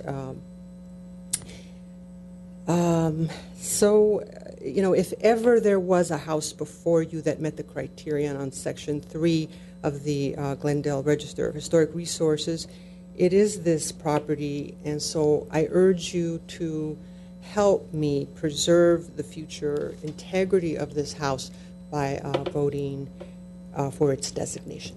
Thank you. Thank you very much. Okay, we'll close the public session. Discussion among commissioners. I'll go first. Thank you, Sonia, for bringing this beautiful house to us. We do have lots of Spanish colonial revivals in Glendale, but this one really is quite unique. And she's right. It's very well appreciated from the front when you walk in. That courtyard and everything is very charming, but it's very modest looking. It isn't until you get down below to the bottom of the lot and look up at this. The fortress was a perfect word. It's not huge, but it's very, well, there's the one picture of it that's just really, it's got so many angles and cool alcoves and everything. It's really, really just very charming and very, very well preserved. One of the more well preserved, I think, that since I've been on the commission that I've seen. So thank you very much for bringing it forward. I think it would, for me, it's a kind of a no-brainer. Who would like to speak? Yeah. I find the staff's description of the house contains a high degree of historical integrity with its multiple levels of terraces to make the house a prime candidate under Criteria 3. The house is quite imposing when viewed from the yard, not something, I live in Spar Heights, so even Montecito Heights, and they use the word heights all the time, but heights doesn't really mean heights. But when you get down in the yard and you look up, it's incredibly imposing. It's very castle-like. I like also the fact that I had mentioned to Sonia at the time, it's like the very front of the house, they always have this nice tile and everything else, but most of the house, they have flat roofs because that's very Glendale. Why spend the money if you don't have to? So that's the way it is on this whole house, except for the very front. And people driving by to see the front, and it's, it's great. And then you get in and you go, oh, wow, it's not quite, the roofs aren't arched or anything else. But I agree with the staff. I think this is great. There are very few homes in North Glendale. I think this would be a great addition to North Glendale on it. Having talked to Sonia, she's the right person for this house, and I love that. When you find somebody whose house found them and they found the house, they're going to keep it, they're going to preserve it. I'm just concerned, about the one window, that the non-original deteriorated wood window in the southwest corner of the second story. And I'm looking at I miss this aluminum window. I would love to go back and see what it is, because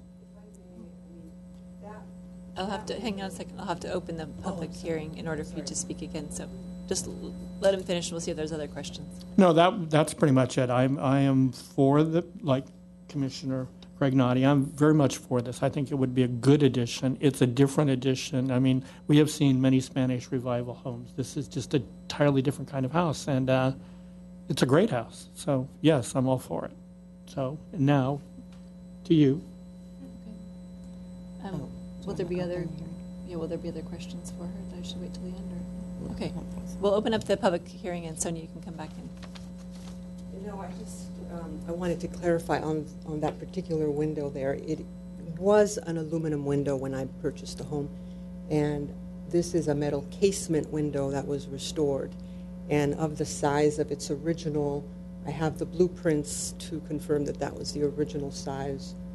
And that's why the stucco isn't a perfect match, because it went back smaller to its original size window. Thank you. Oh, so the aluminum window that was there was bigger, that's what you're saying? Yes. Okay, got it. Okay. Anyone else? I can go ahead. So I would agree that this is an exemplary example of the Spanish colonial style, and I also want to thank the owner, Sonia, for your wonderful tour. Your love for the home as a parent, and as you mentioned, this is not the first home that you will be preserving, and we are protecting for the future, and I appreciate that. Can we go back to the picture of the facade? You know, as was pointed out in the staff report, it really is an elaborate and complex example of this style. When we look at the front, well, we're looking at the back here, and you know, I also appreciate when you come in off the street, you know, it just looks like a one-level home, but you can't really appreciate it until you get on the property and the way it just cascades down the canyon in the back and the various volumes. Right here, just the way the volumes intersect and the details. Again, the Moorish arch with the long window. You know, you've got that rope stucco detail. There are just so many little details, design details. And the setting is beautiful. I did drive around the neighborhood, and I think it's the only, up there, it's the only home of its kind or of that period that I saw. So it really is a unique example set in a very nice setting. So I thank you for your interest in protecting the home, and I do support the nomination.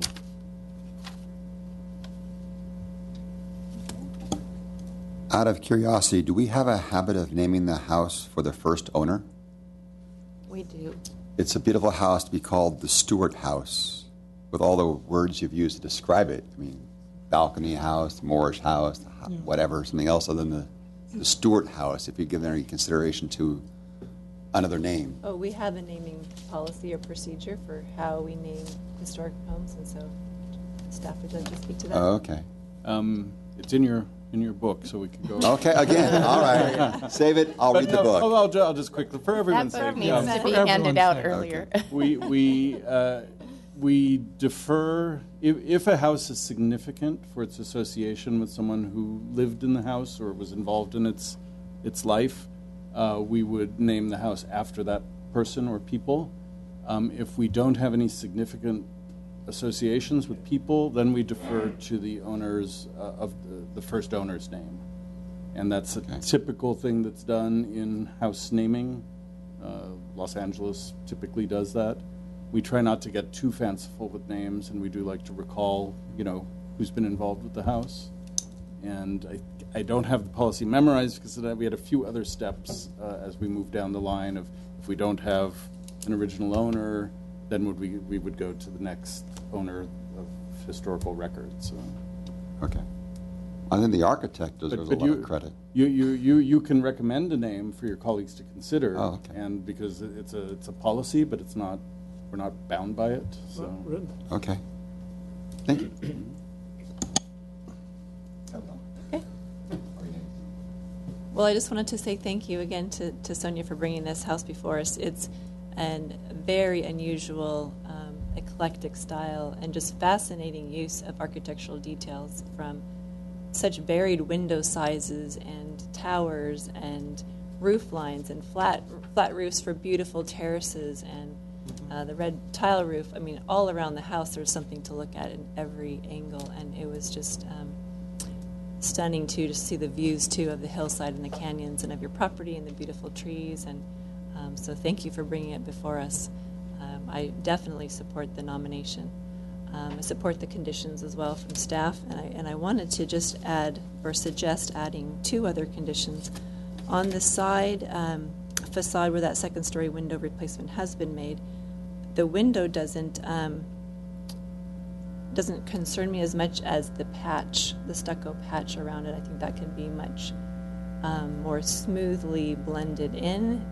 Obviously, the window is kind of retelling because it's not exactly the window that it is different, or it's a switch out.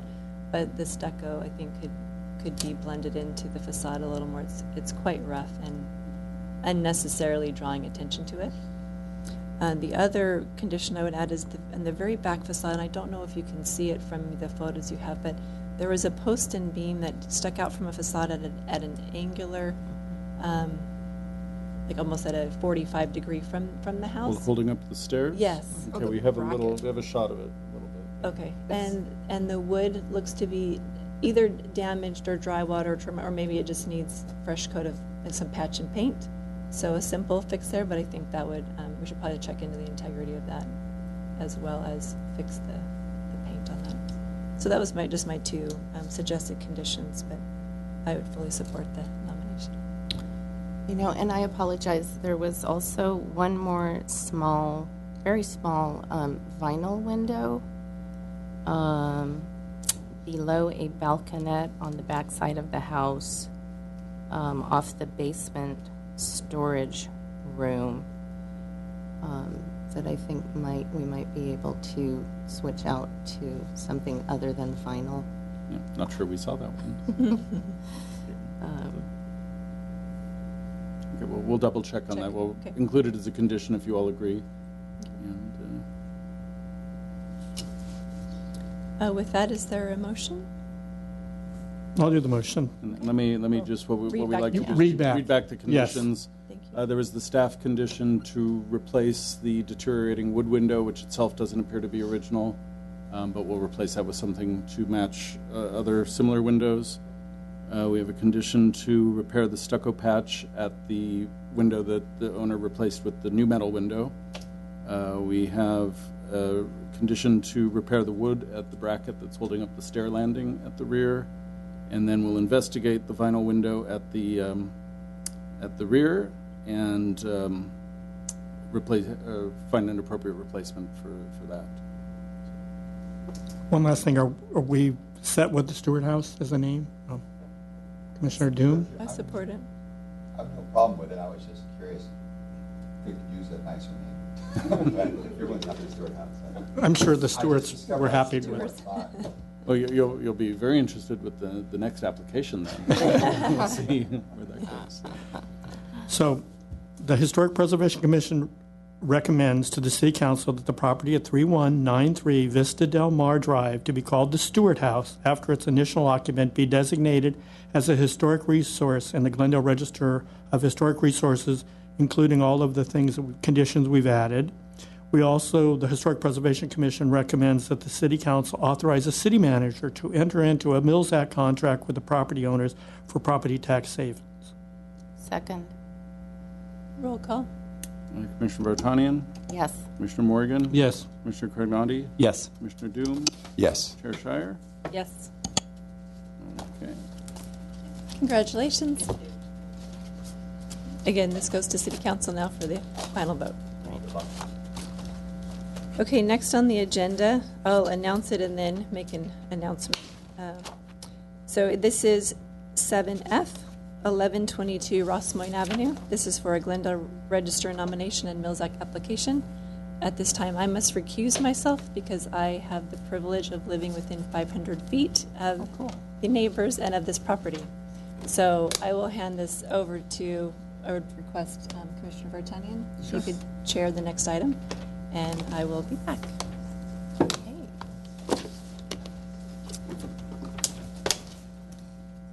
Okay, if we could have the staff report, please. Thank you. Finally, we are considering a Glendale Register nomination and Mills Act application for 1122 Rossmoyne Avenue. 1122 Rossmoyne Avenue is a single-family house located in the Rossmoyne Historic District, to which it is a contributor. This house was built in 1925 and is 2 stories and designed in the Tudor Revival style. The Rossmoyne neighborhood was developed by the Haddock Nibley Company and subsequently turned into a highly desired residential subdivision with a large collection of period revival architecture. An original building permit for the property was issued to Fred W. Pigg in 1925, a local builder. The first known owners of the house were Charles C. and Irene Crawford, who lived there from 1929 to 1943 when it changed hands to J.S. Hirsch. Subsequent residents lived at the house, and the current owners bought 1122 Rossmoyne in 1975. Ronald and Carolyn Beaton moved to Glendale upon getting married. Their family owned KIEV Radio, Glendale's first radio station, which was sold in 2011 to Salem Media Group, and the current owners have owned the house since then. 1122 Rossmoyne is a 2-story Tudor Revival house with a vertical emphasis. It is set above street level with a large lawn and driveway fronting the property. It features a steeply pitched cross-gabled roof as well as a front-facing gable that is characteristic of the style. The house is clad with stucco and features decorative woodwork.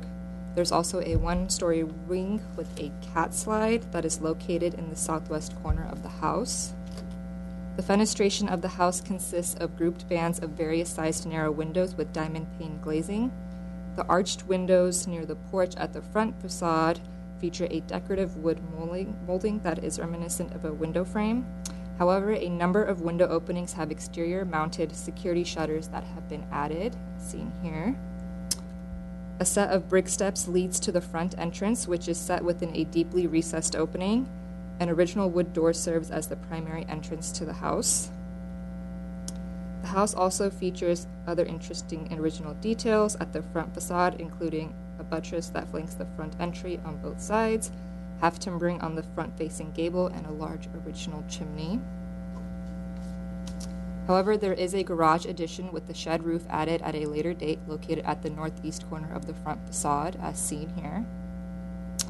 The original two-level garage is located at the alley at the rear of the property and appears to have rooms underneath.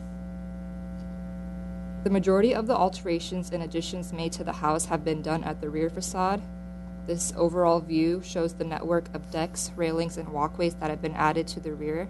The permit history for the house also evidences a bathroom and bedroom addition also made at the rear, the bathroom in 1936 and the bedroom in 1955. There is also a patio area under what appears to be an addition made at the rear facade. As mentioned before, the garage added at the front facade in 1979 is another major addition. Finally, the one-story wing at the south facade was also extended to create a den. It is clad with horizontal wood siding that is not in line with the Tudor Revival style of the house. The applicant suggests the property might be significant under Criterion 3 as an excellent example of the Tudor Revival style. The house does retain some of its character-defining features, mostly at the front facade. This includes its vertical emphasis, large original chimney, cross-gabled roof with a steep pitch, front-facing gable, half-timbering, and diamond-pane windows.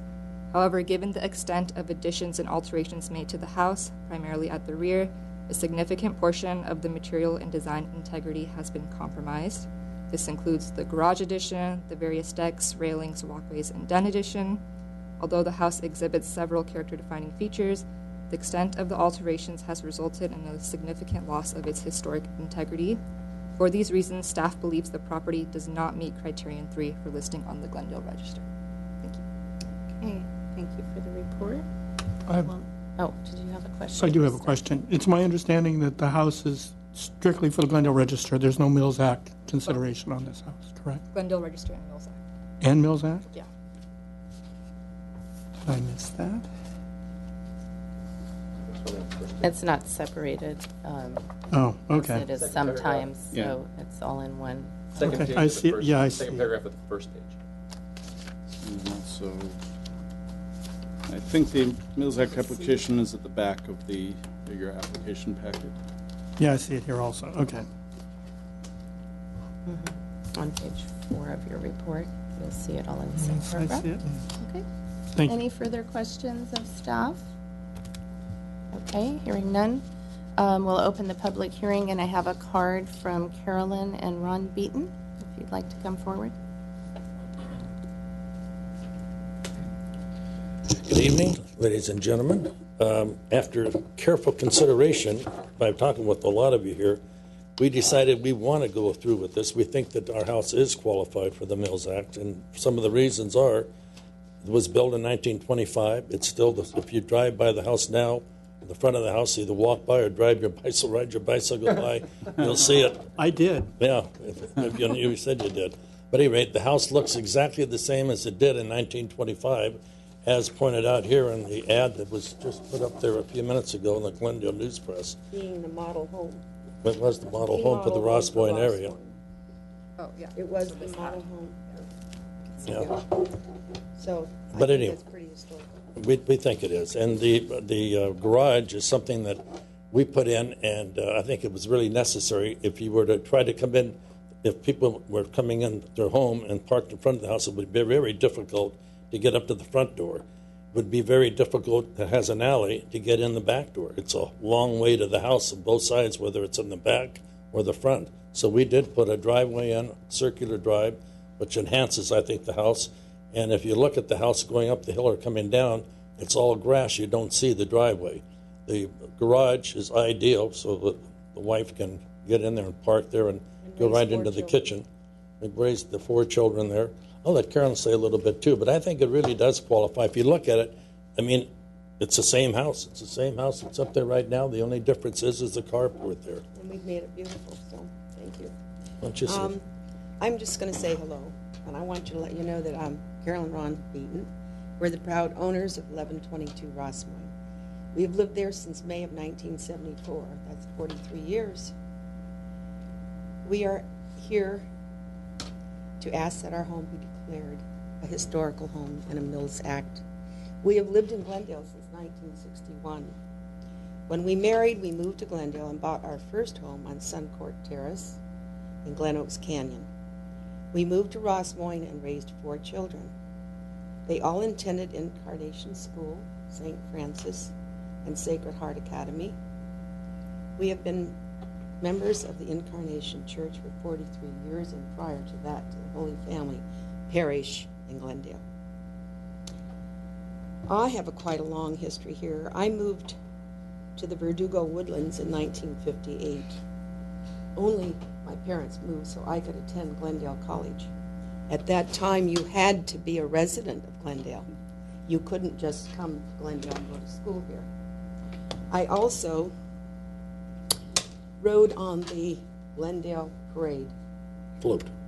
The Rose Parade float of 1959. It was the grand prize float of the entire Rose Parade as a Glendale princess. And I just want to say that Ron's family owned the radio station, as you had mentioned, and now it's known as KRLA 870. Our son still is working there. He's been there since we sold the station in 1997. You know, one of the other things I'd like to point out in the front, the windows have all been redone, but they're all leaded glass, so they're the same windows because as it they was. were buckled. We had to replace new. But those have been replaced, but it's the same windows. And the integrity on the French windows on the family room on the side to the right of it, over here to the right, those are the original. They were the original. We replaced them as original. The back of the house, it's very comfortable. The only people that are going to see the back of the house is you folks, of course, did see it. But Carolyn and I and our friends are the only ones that really get to see the backyard.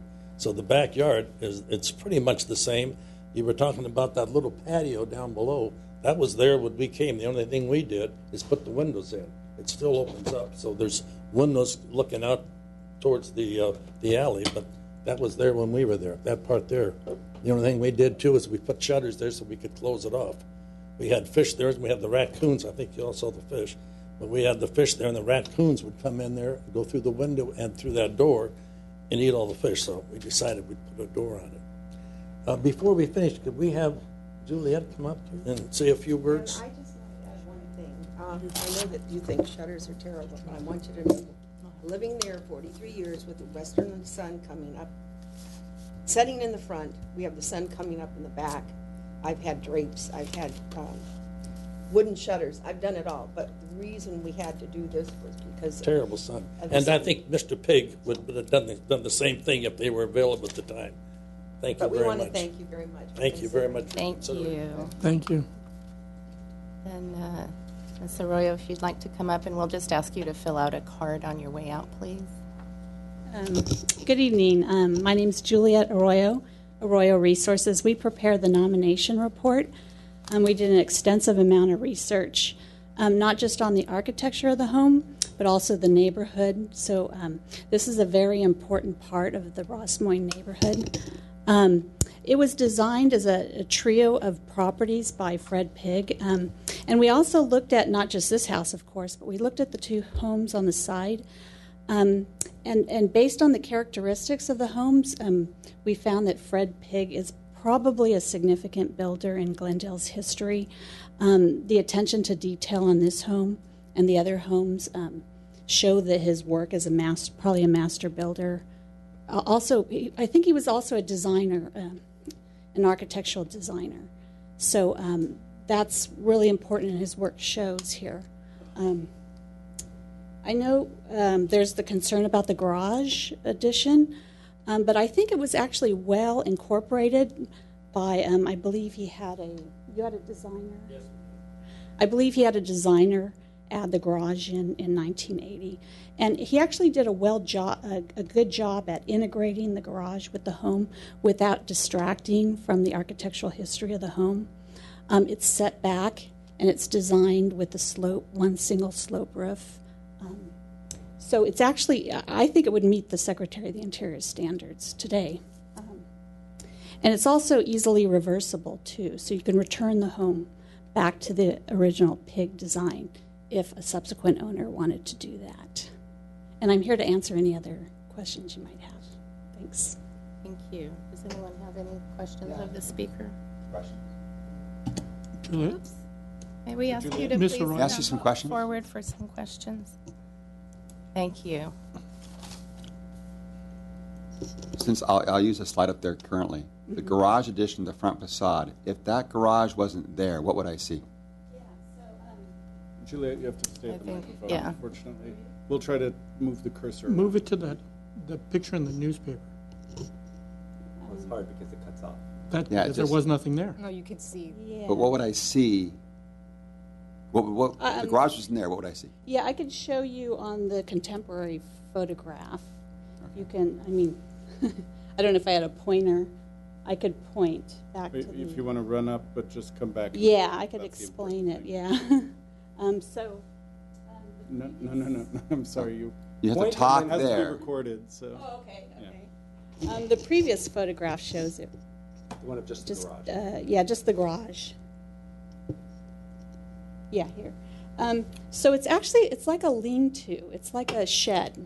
It has a shed roof. It's like a shed. So it's kind of appended to the original home. So you still have the corner. You have the corner details.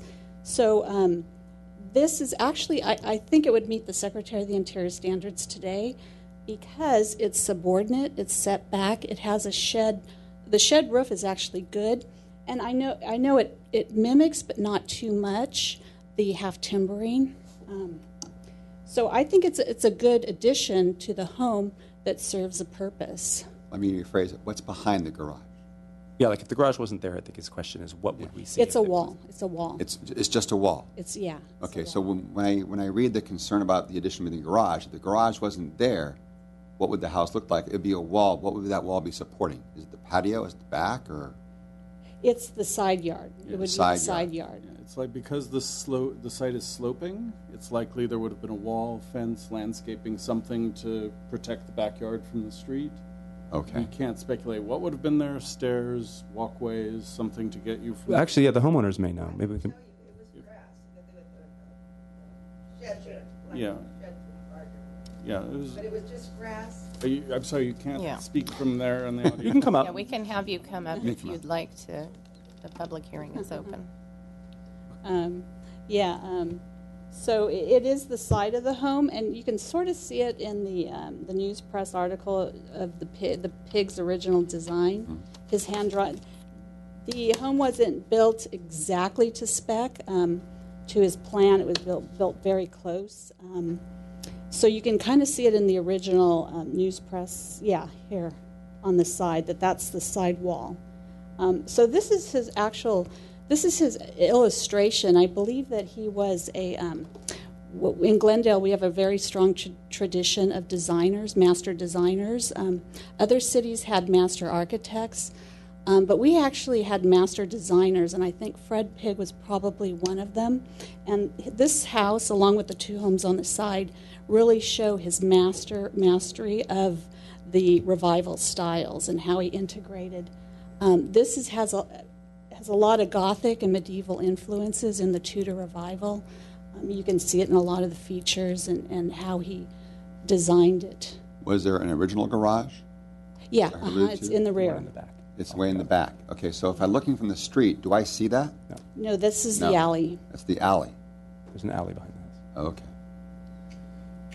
How do you feel about the addition of the den?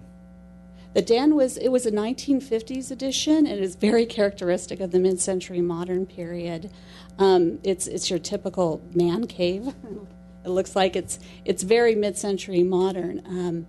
den. And a lot of those additions, because we analyzed through the building permit records and the physical evidence, we analyzed all of the additions to the rear. And they are to the rear. And I think that each one of the owners, including the previous owners, including the Beatons, all knew the historic significance of the home, the architectural significance of the home. So in these different periods, they designed an addition to because the home was originally smaller, of course. They wanted to expand the home. So with the room addition, the bathroom addition, the den addition that were added to the rear of the home, that whoever designed those did it knowing that this is an important Tudor Revival style home and integrated as well as they could. There was no architect that designed this house or the additions, but they were, I think, designers, important designers. So how do you feel about the side there that we're looking, that is definitely not Tudor Revival? Yeah, this is very mid-century modern. But very that's mid-century not modern. the house that we're looking at. I mean, we're looking at it, but that's not the style of the house. Now, you did visit the house, Yes. and you saw that this is on the side and tucked away and in the back. So it actually shows, because houses evolve over time, as you know.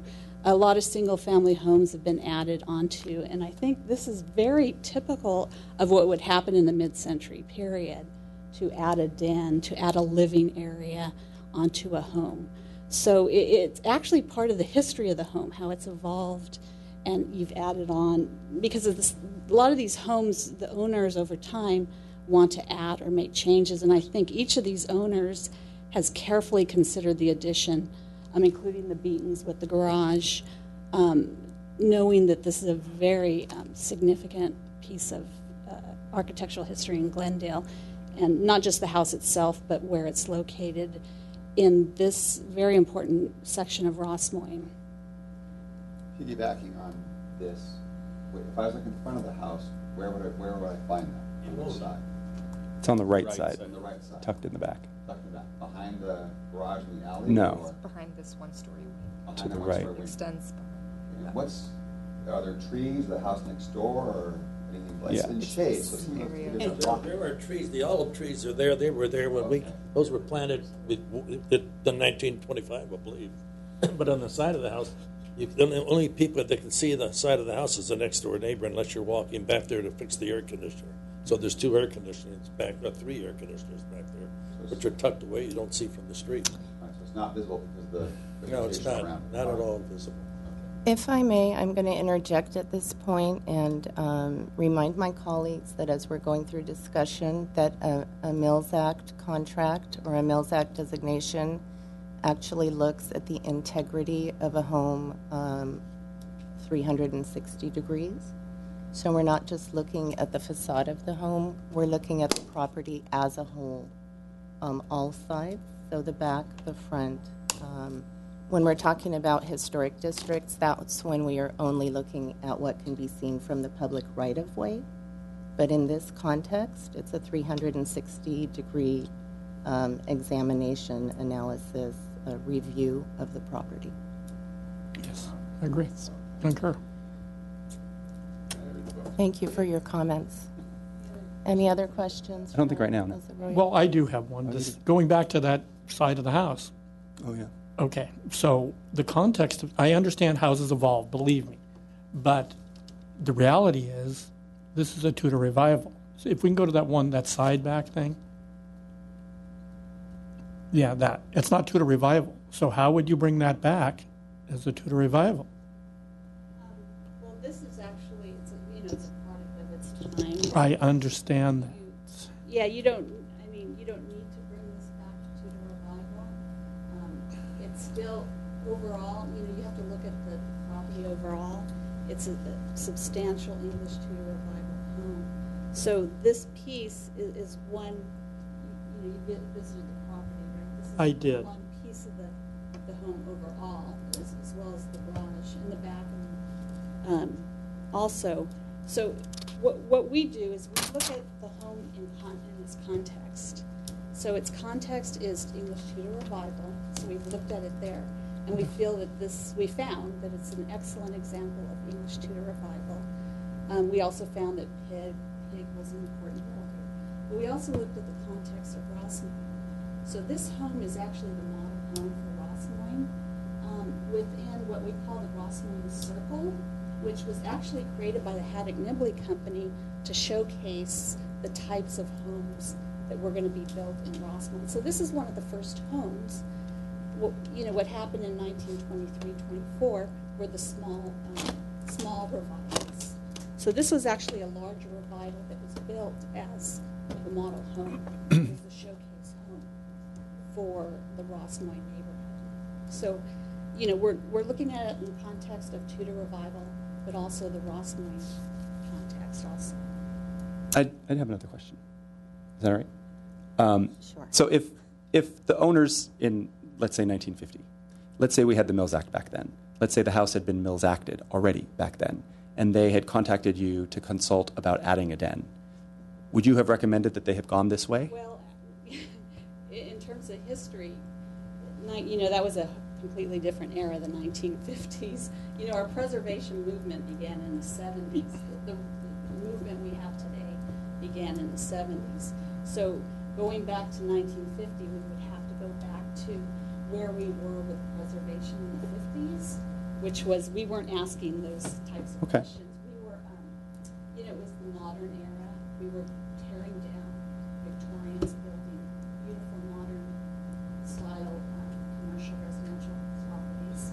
So in the 1950s, this house could have been torn down because it was kind of seen as older, not modern. Okay, I could rephrase the question. Let's say it were today, and the addition didn't exist. And let's say the homeowner was saying, you know, we really think this house is historic. We maybe want to go for the Mills Act one day, but we do want to add a den. Do you think this is something that you would have recommended that they do, this specific addition? This is actually, it's an extension of the side. It's not really an addition.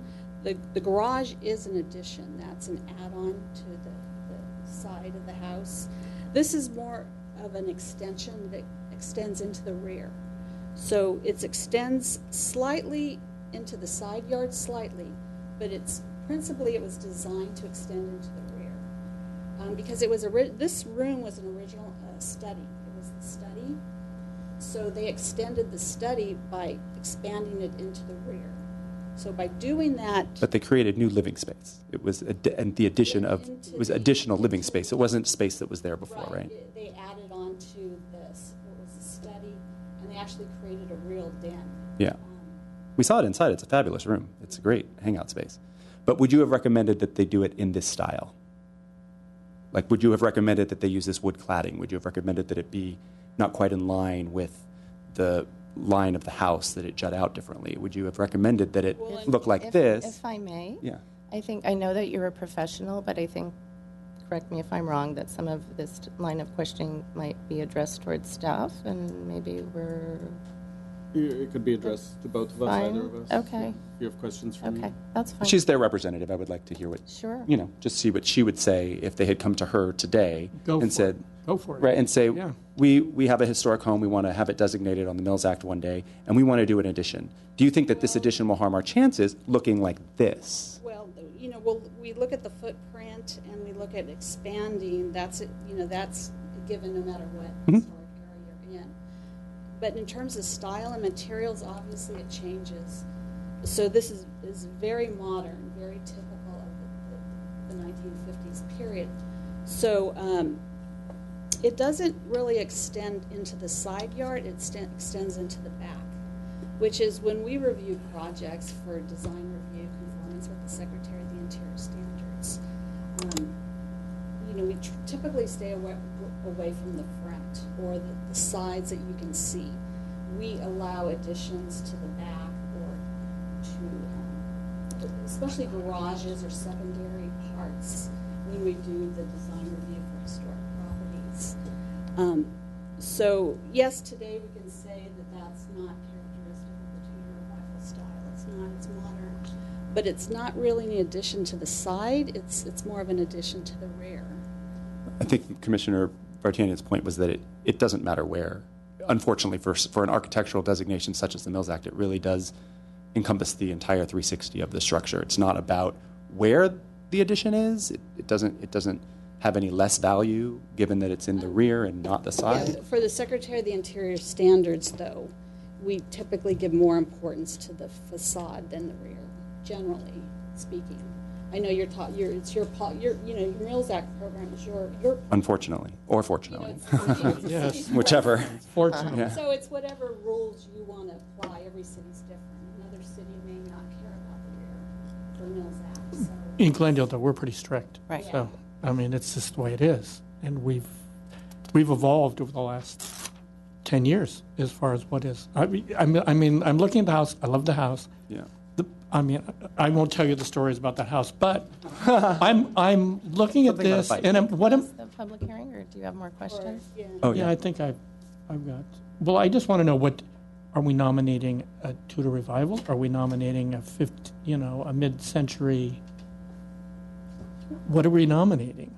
No, it's definitely not mid-century. Well, it's the model.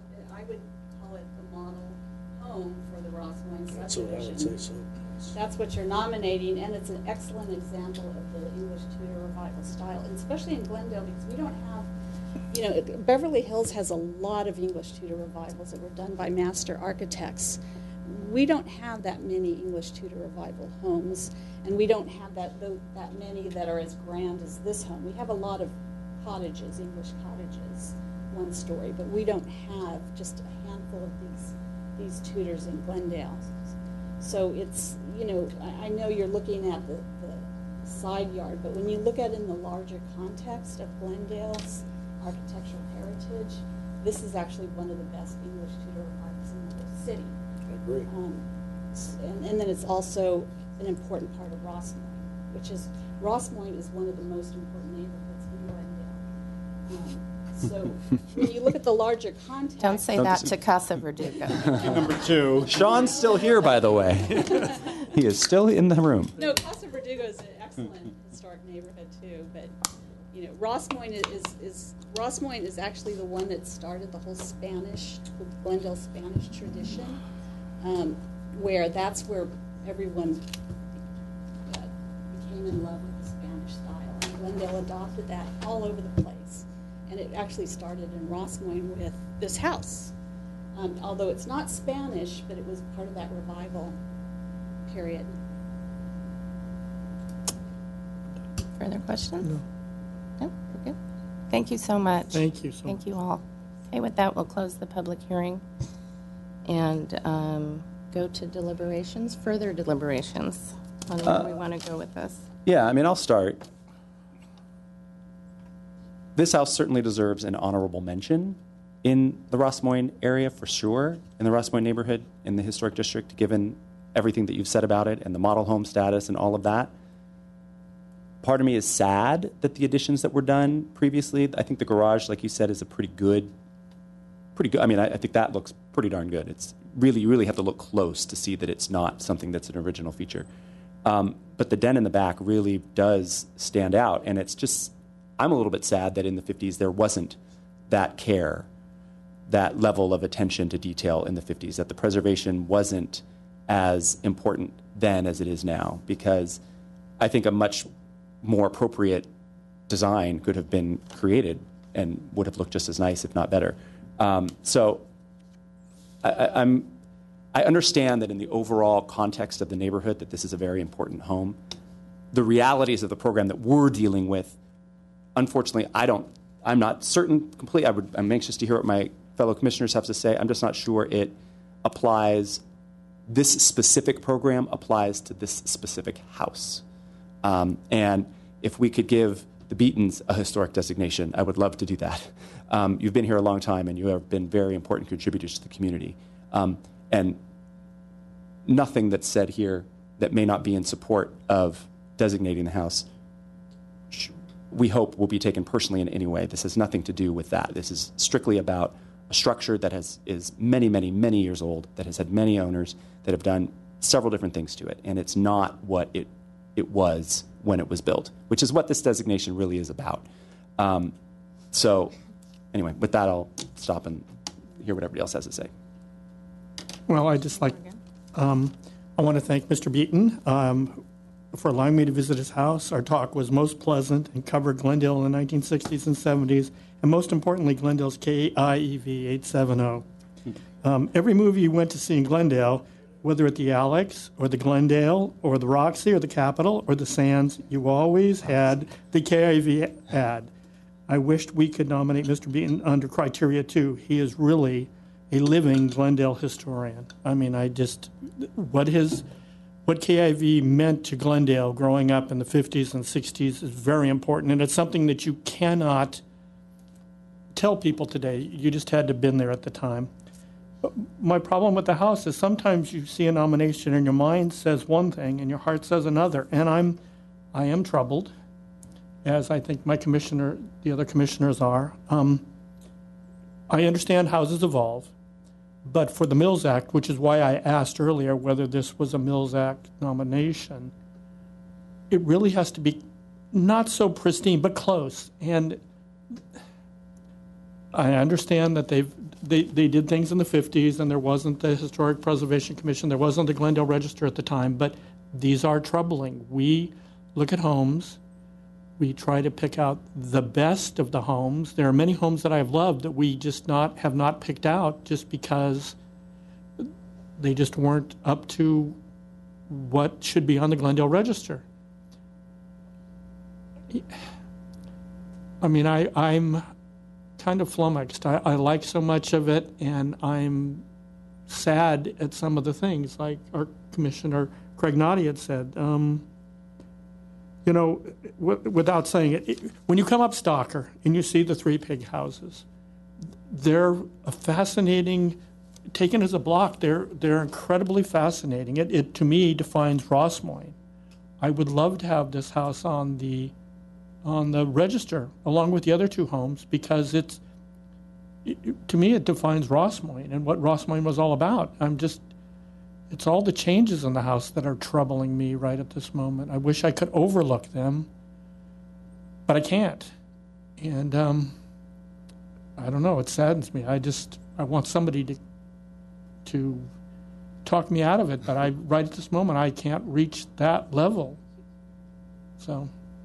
Jay, did you want to? I just want to clarify one thing. We don't have a separate set of things that we look for Mills Act properties versus Glendale Register, and this is almost more for Commissioner Doom's benefit. But I heard you say something like it might not be eligible for the Mills Act, but it could be for the Glendale Register. All Mills Acts apply to properties that we determine eligible for the Glendale Register and that get designated. So we don't have 2 sets of standards, even if sometimes we'll say the Mills Act is the highest level of preservation. That's more because we have this contractual obligation between the owner and the city rather than we're giving us a different set of standards for the designation. Thank you, Jay. Anything else? Well, I just wanted to thank Arroyo Resources for their extensive paper on nominating this. It was, as with Mr. Bursells, this was a great read. These are the kind of things I love to read at nighttime about Glendale and the history of Glendale and the people in Glendale. I mean, I'm a Glendale file if there ever was one. So this was a record-setting nomination. It was the amount of stuff. I am.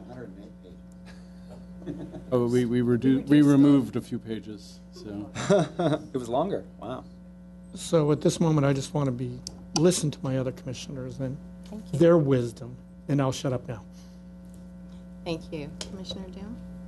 I have no wisdom to compare to the other commissioners. This is my first meeting, and I was reading the Mills Act in my book here, and to share with you, if I could, take a few moments to read this in the record or over debating here. Thank you. The historic character of property shall be retained and preserved. The removal of historic materials or alliteration of features and spaces that characterize the property shall be avoided. Each property shall be recognized as a physical record of its time, place, and use. Changes that create a false sense of historical development, such as adding conjectural features or architectural elements from other buildings, shall not be undertaken. Most property changes over time. Those changes that have acquired historic significance in their own right should be retained and preserved.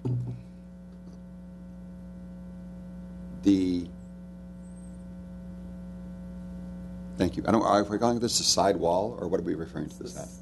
The den. The den addition. Okay.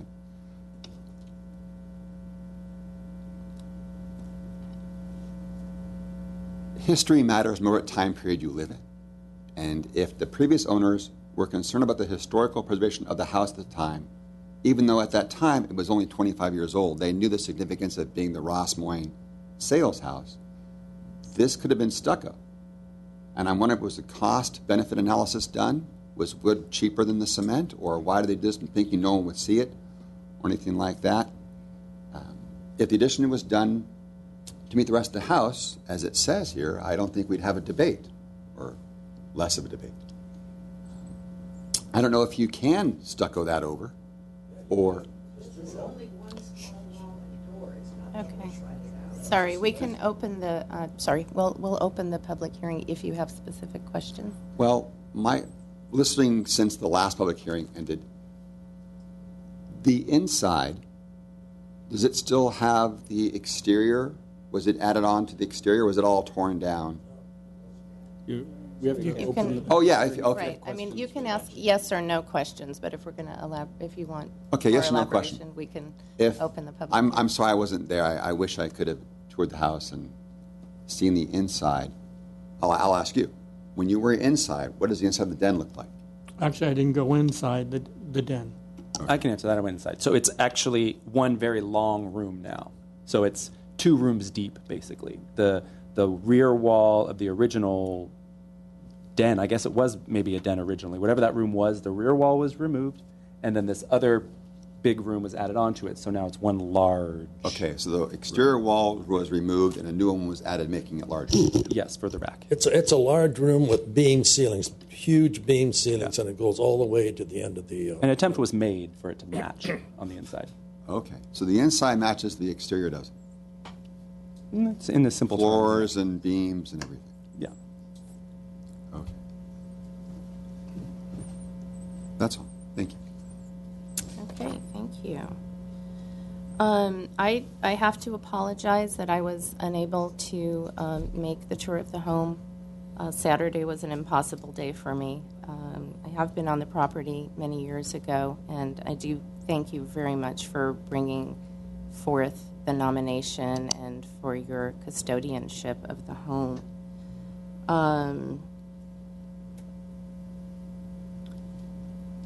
You know, I too have always found this to be one of the iconic homes in the Rossmoyne neighborhood.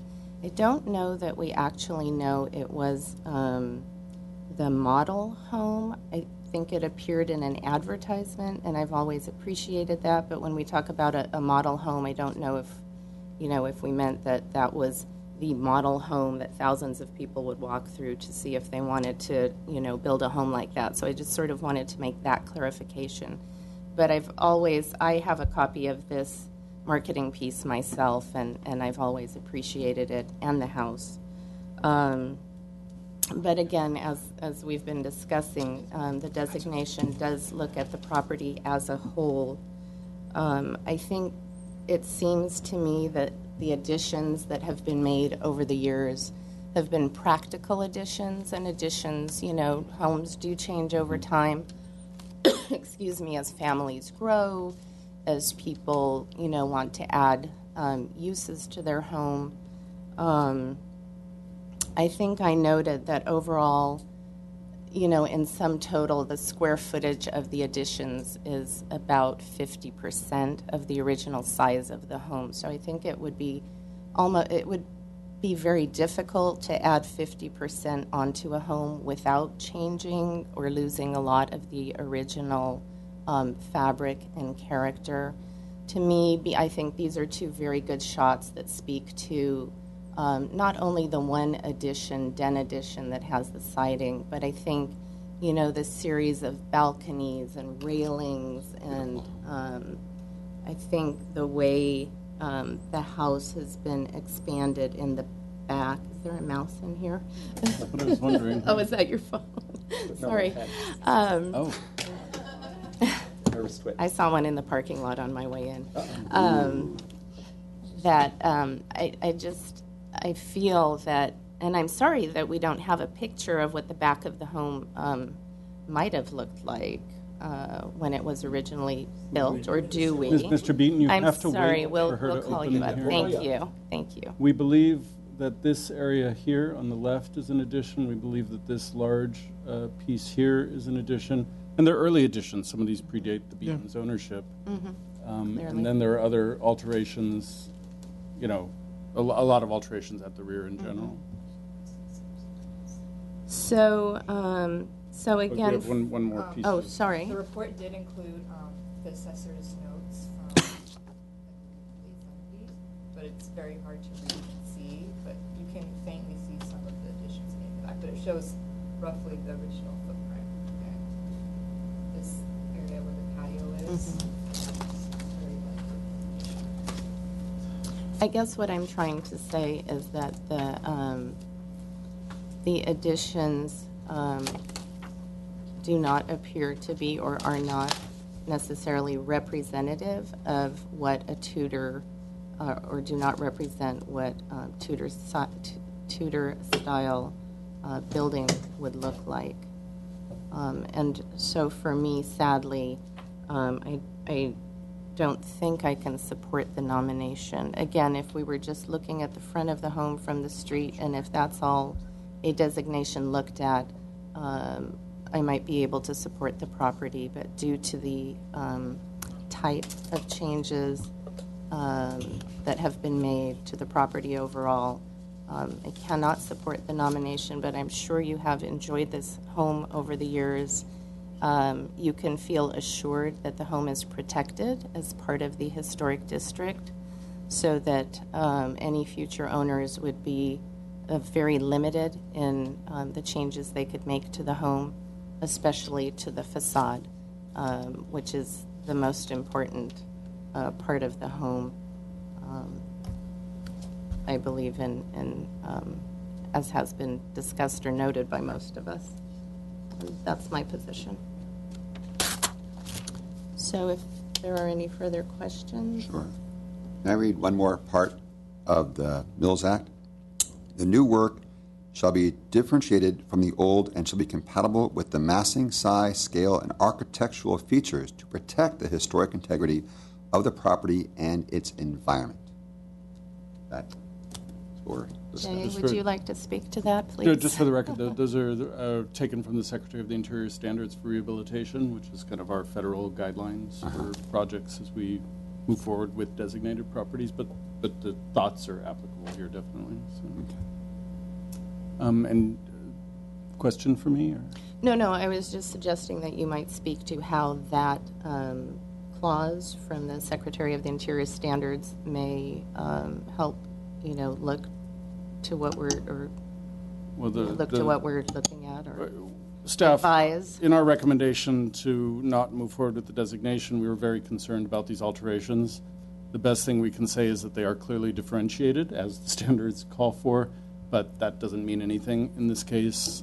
There are too many alterations. They're very large alterations.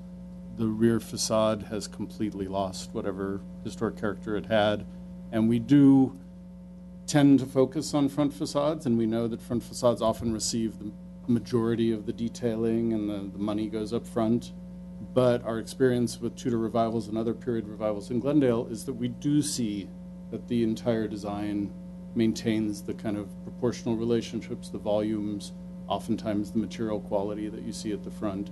And unfortunately, as we said to the Beatons when we visited, if I were one of their grandchildren, this would be my favorite place in the world to visit, because it's very fun and very useful, and I'm sure very enjoyable to live with all of this. But in terms of historic character, between the garage at the front, the den addition, and then all of these additions, other additions at the rear, we really can't support this. And then just in terms of the precedent of the commission, even recently, we've looked at much less significant, much smaller additions, and found that those properties didn't meet the criteria. So it would be hard to step back from some of those decisions, although you're not bound by those. So do I have a motion? I know this is always difficult when we have challenging properties. But somebody like to?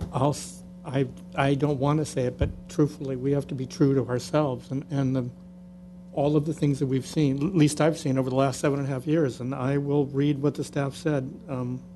Sometimes, I would rather die 1,000 deaths because I really like the Beatons, and I really, this house is it means a lot to me, but, and there's the word, the but, the Historic Preservation Commission recommends to the City Council that the property at 1122 Rossmoyne Avenue not be designated historic resource in the Glendale Register of Historic Resources based on the findings identified in the staff determination. Staff also suggests that the Historic Preservation Commission recommend that the City Council not authorize the city manager to enter into a Mills Act contract with the property owners for property tax savings. Do we have a second? Do we need a motion to? Do we need a motion to? Oh, yeah. Some kind, either way. Okay, I second. Okay, roll call, please. Commissioner Crignani? Yes. Commissioner Morgan? Very sadly, yes. Commissioner Doom? Very sadly, yes. And Chair Pro Tem Vartanian? Yes. Okay, motion passes 4-0 to not recommend designation. Just to explain to the Beatons and to the public, this is not necessarily the end of your journey. You still have a right to take this forward to City Council, and we'll get in touch with you to talk about that. So. Thank you all for your consideration. Thank you again for your Thank nomination. you so much. Thank you. And thank you for being such a great Glendalian. Yes.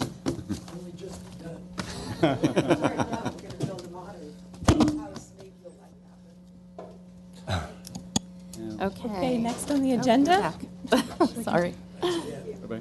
Thank you. Good night, you guys. Thank you for coming. Thank you so much. Okay, item 8A. So we're in planning division updates and informational briefings. A is an update on the interim design review for pending historic districts.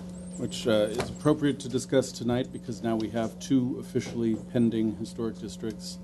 A couple of months ago, we brought to the Commission a staff report that we had brought to City Council a few years ago to discuss how do we do design review in districts that have been nominated, taken under consideration by the Commission, but not yet designated. And we presented a few options that we had shown to City Council. The Commission indicated a preference for the Commission to have binding design review authority for newly proposed or pending historic districts. We talked to the City Attorney's Office.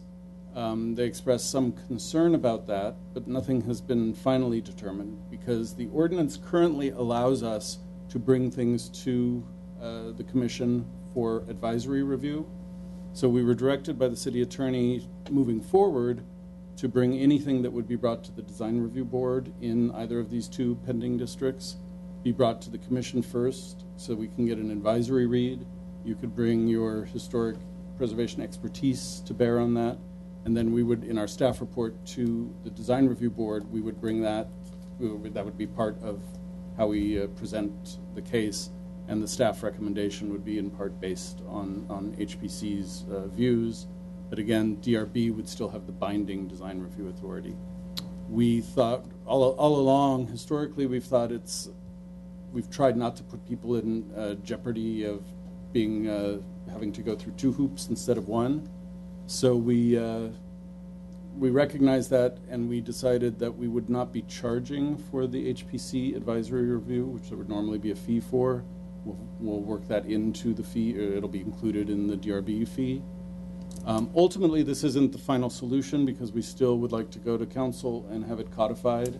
So we would still bring the HPC recommendation to council, and I think you had a series. I think you gave us a list of kind of priorities of how you'd like to proceed. And I think this was one of the ones that you looked on somewhat favorably, even if it wasn't your first choice. And then we'll ultimately let the city attorney weigh in on it, and then let City Council make the decision in terms of how this goes. We'll bring before we go to council, we'll bring it back to you so you know what the final one. This is kind of an informal update because we do have the go-ahead from the attorneys to do this 2-step review process, 1 advisory, 1 binding. Jay, do you have any sense of how long it might take for us to sort of get this, get more feedback from the city attorney and get it on the council agenda. I mean, I think one of the options we had also talked about was having a combined board of representatives from HPC and Right. DRB. Yeah, there was. Is this just advisory? And I understand it's temporary, but having two districts kind of, in the pipeline, it still makes me a little nervous. The advisory role, it's good that at least we have a voice. I don't know how my colleagues feel, but I still feel a little. Yeah, we did. That's definitely one of the combined review was definitely one of the things that you had mentioned. At a staff level, we're going to have a great deal of trouble recommending that. Just the sheer logistics of making that happen on a regular basis is very difficult, but it'll definitely be in the recommendations. When this does go to council, it'll be in the report, and commissioners obviously can attend the council meeting to express the commission's opinion or individual commissioners' opinions. Special meetings like that have happened over the years, but since I've been here, very rarely, and I think there's a general sense that we wouldn't want to be holding up people's applications as we're moving them through the review process, so that we could pull together a special meeting. Understood. That was not just this staff person's opinion, it was the opinion of planning staff in general. But we heard what you said, and that'll be one of the recommendations that go to council. Thank you. So that said, do you know how quickly we can get this on council's agenda? I'm putting you on the spot here. It will be sometime before the end of 2018. It will hopefully be before the end of 2017. I joke, it's hard. We already have a little bit of pressure to take some houses to the council, which we're going to be working on now. We have one specific issue in the Casa Verdugo neighborhood where it's important that a house be brought to council sooner than later. We'll be bringing other properties to council at the same time. We're generally not in a huge rush to do that until the end of the year rolls around. So I would say realistically, it would be fall to spring, 2017, 2018.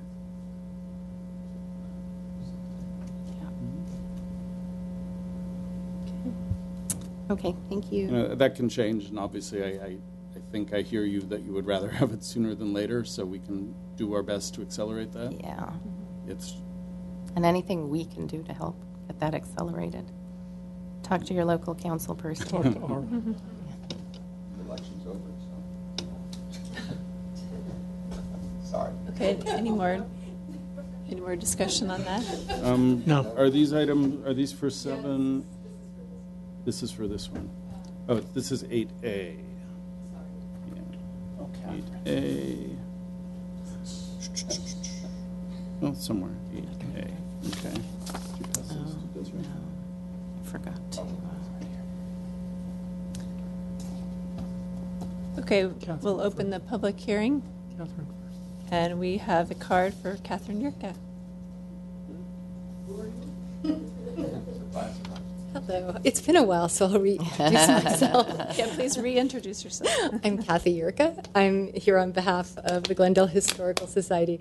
First off, I'd really like to thank Jay for bringing this issue forward. I know, I remember when this first came up a couple of years ago, and I believe it was at his initiative. This wasn't even something that we'd asked for. And I know it's taken a long time, but I think at that point, Jay's only job was in historic preservation, and of course he's adopted now something like 4 full-time jobs in addition to that. Not quite, but it only feels that way. Feels like it. No, I mean. So He's that anyway, capable anyway. yeah. So we really appreciate his bringing this forward and his perseverance, despite all of the other things that he has to do. It sounded like, and I hope I didn't misunderstand, but that the advisory role can happen right now. Yeah. Okay, We're going to start that immediately. That's great. From our perspective, I would probably characterize that as better, a lot better than nothing. We would prefer the Historic Preservation Commission take a larger role with with properties that in proposed historic districts, but I understand why.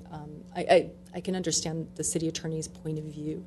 I will say that I was at the Design Review Board a couple of weeks ago to argue the case at 510 to 512 West Doran, which is the transitional craftsman that's being moved on the lot and having a lot of extensive new building around it. And there was a very thoughtful discussion at the DRB, and a very refreshingly frank one, as every single DRB member said, I don't know anything about historic properties. And that is extremely concerning, because anything that is not in a designated historic district or on the Glendale Register goes to DRB. And, you know, we are now entering into this Glendale, South Glendale Historic Resources Survey. There are going to be a lot of properties that are found eligible but won't be on the register. Those will all be going to DRB. So I'm happy that this measure is in place. I think there is a larger concern about how properties that are recognized as historic resources in Glendale are treated, and I hope maybe that could be part of the conversation that goes to council, because I think we need a group that knows something about historic buildings making decisions about them. Thank you. Thank you. And just to address that final issue, I would encourage the preservation community to lobby council on that issue, because that would be an ordinance revision that's very different. It's even a different ordinance than what we're doing with the interim review. So it's a big picture. Other cities do it. I don't think it's a bad idea on my staff level end, but it's kind of a different issue that would have to be addressed differently. So. Okay, the next speaker card is Sean Bursell.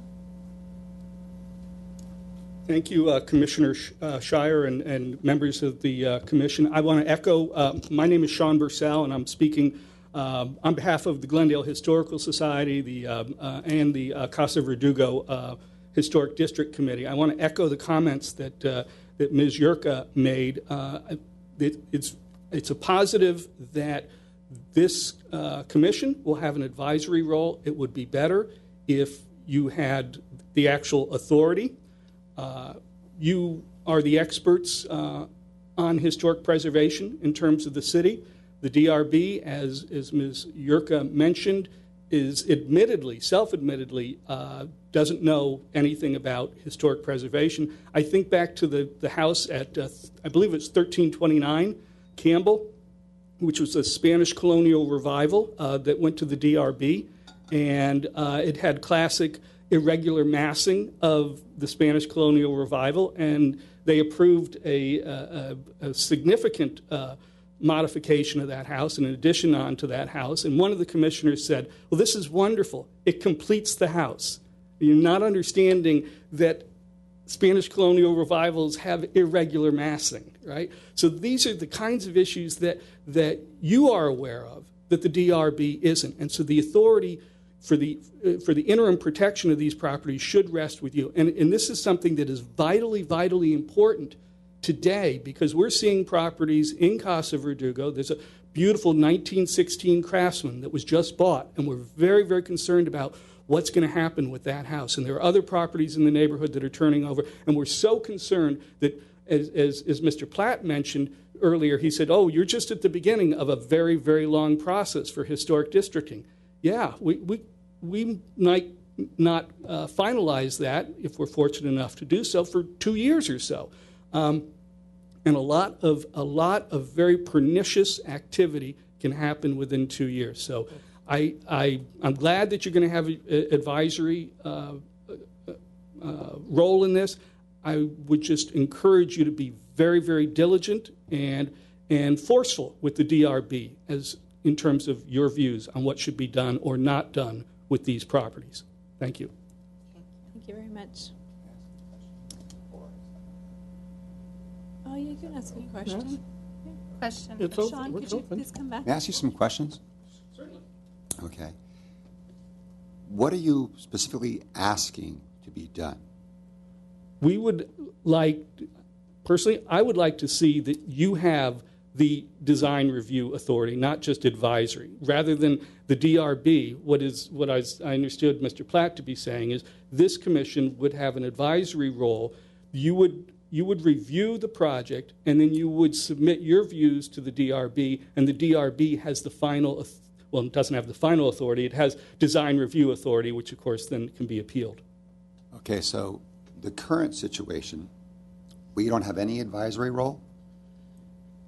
The commission currently has oversight over properties within designated historic districts and that are listed on the Glendale Register. Okay, and that's our limit right there. Yeah, there has been talk based on the direction of the commission to try to expand that so that there's some level of review. And again, we don't know if this would be advisory binding, or I guess those are our two options, for properties that are adjacent to historic districts or adjacent to National Register properties or perhaps Glendale Register properties.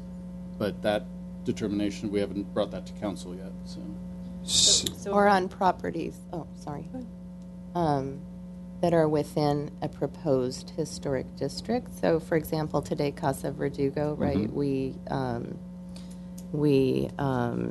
agreed to let them move forward with their districting process. But in the meantime, a house could sell, and somebody could theoretically come in and tear down a 1914 contributor and build a modern, or a contemporary or whatever. Would you like us to have authority over DRB? Please don't answer. Yes. Okay. Now, would that?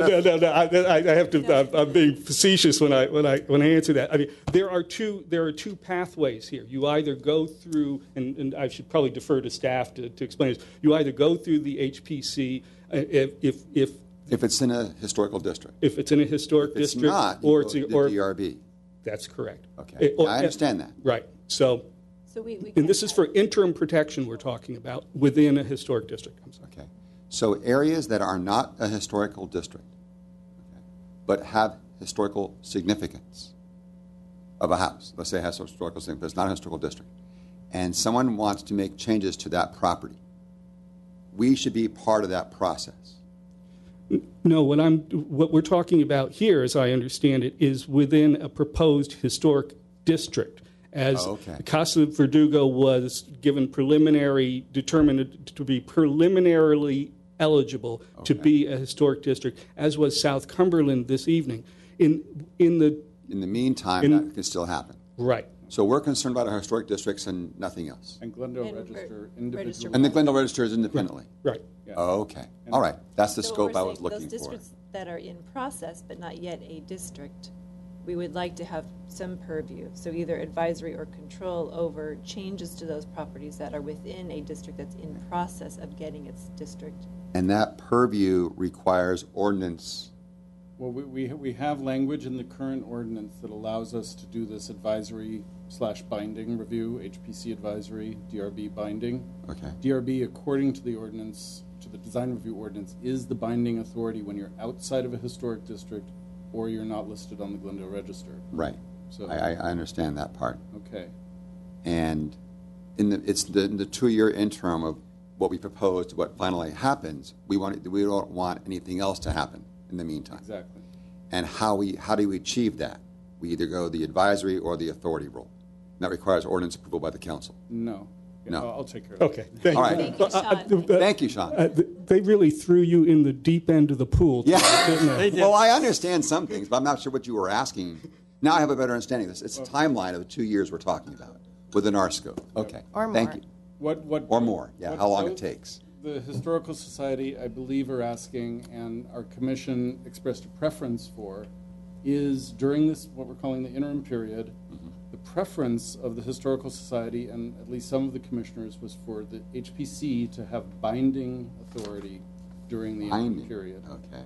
And binding means because as a design review authority, you have, and you actually do have the final say, and that's why it's appealable to City Council. But the design review authority of both HPC and DRB is what we call final authority. You do not have that right now in a neighborhood that we're just thinking about as a district. But there's concern on staff's part, on the commission's part, on the community's part, that bad things can happen during the 2 years it takes shocked. to run a district, get a district moving.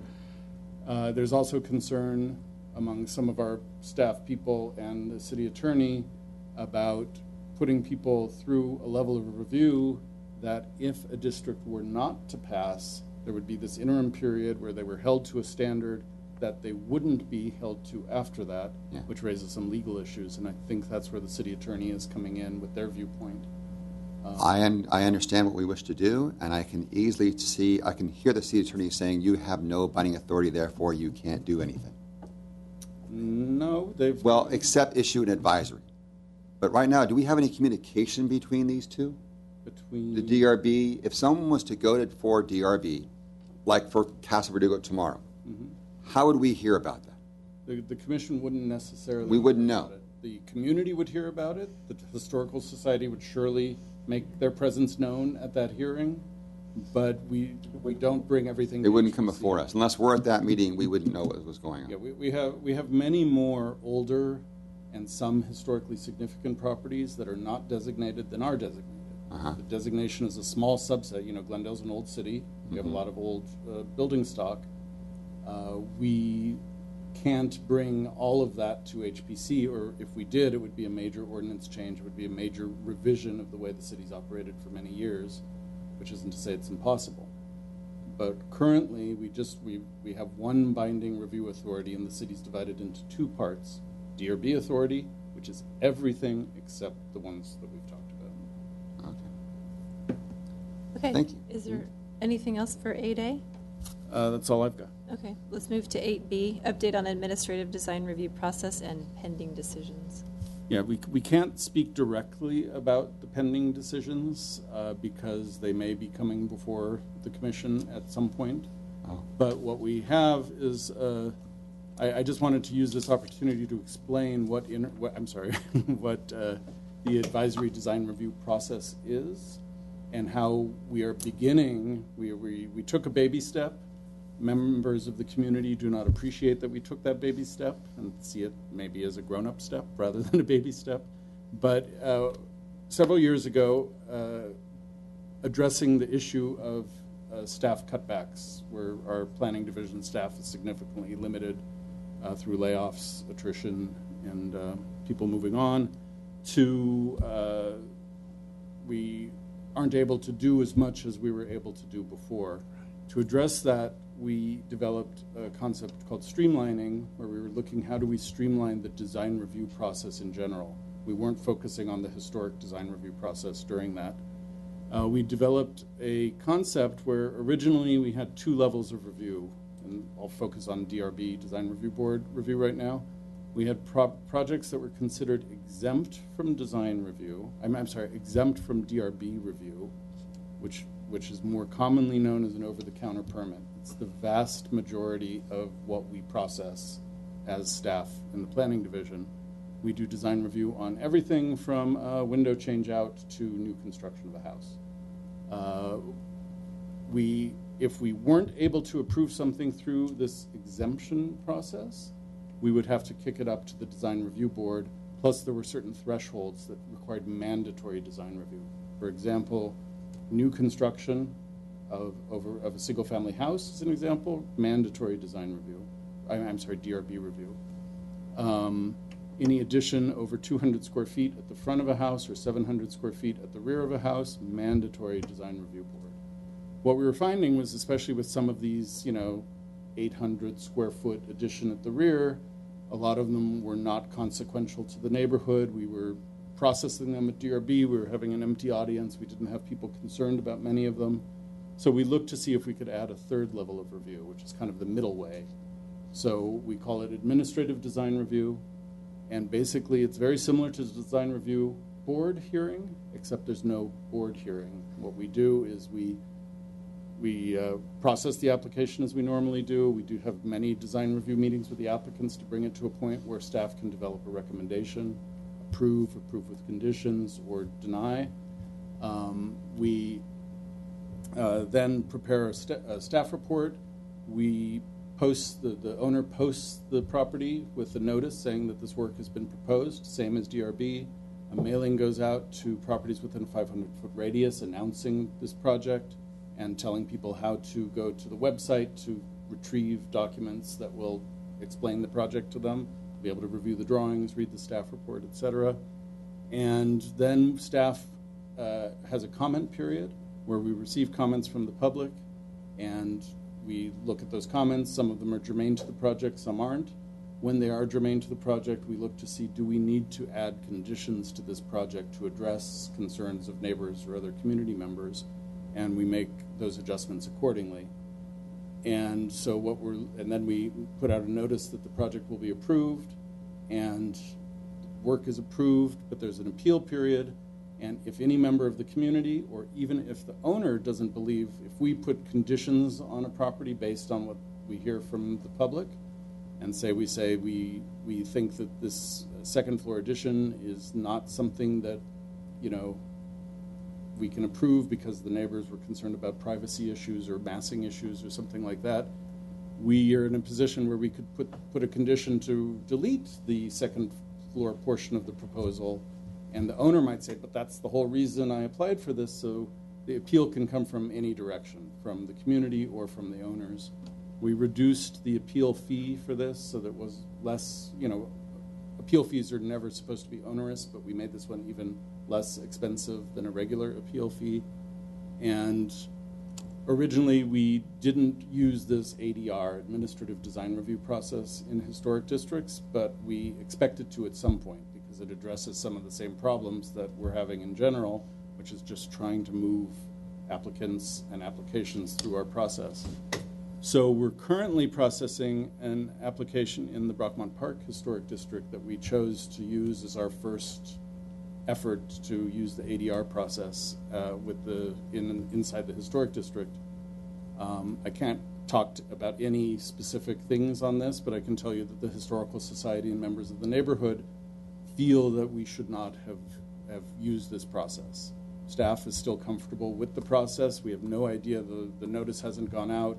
We've received comments, but we haven't the notice did go out. We have the comments, but we haven't addressed them all for the final letter yet. But there's a chance, based on the concern in the community, that any decision could be appealed, whether it's the owner appealing it or the community members appealing it. So in that way, we feel the process looks like it will work as it has been working to the greater degree with our regular design review. And again, we have members of the community who are not happy with the streamlining process and with the ADR process. We've reconvened a task force that we initially had 3 years ago to establish the ADR process, among many other things. Streamlining didn't just look at design review, it looked at many other permitting aspects and work we do as part of the planning division. So we're currently still working with the task force. We're hearing where they have concerns. We're hearing that some things haven't been horrible.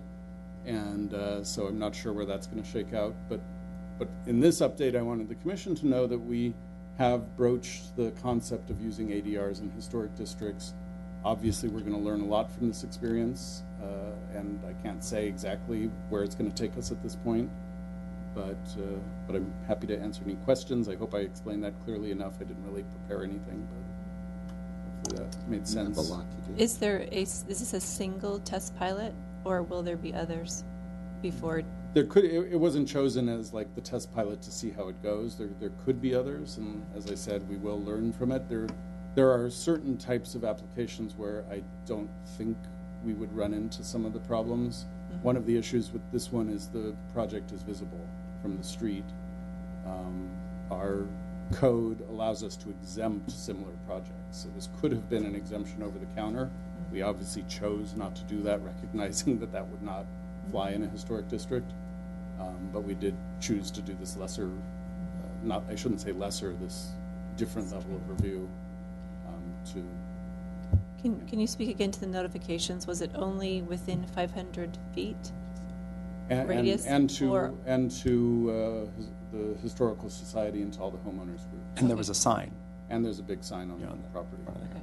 And when you say that then the drawings and information stuff would be posted to a website, is that a consistent website that anyone could know to check frequently if they weren't in that 500 radius or Well, part of the society? all of the projects that we take in go up on our website, so it's much better than it No, was. but that we would know that it was historic. It Going would through be the noted in ADR, the staff historic report.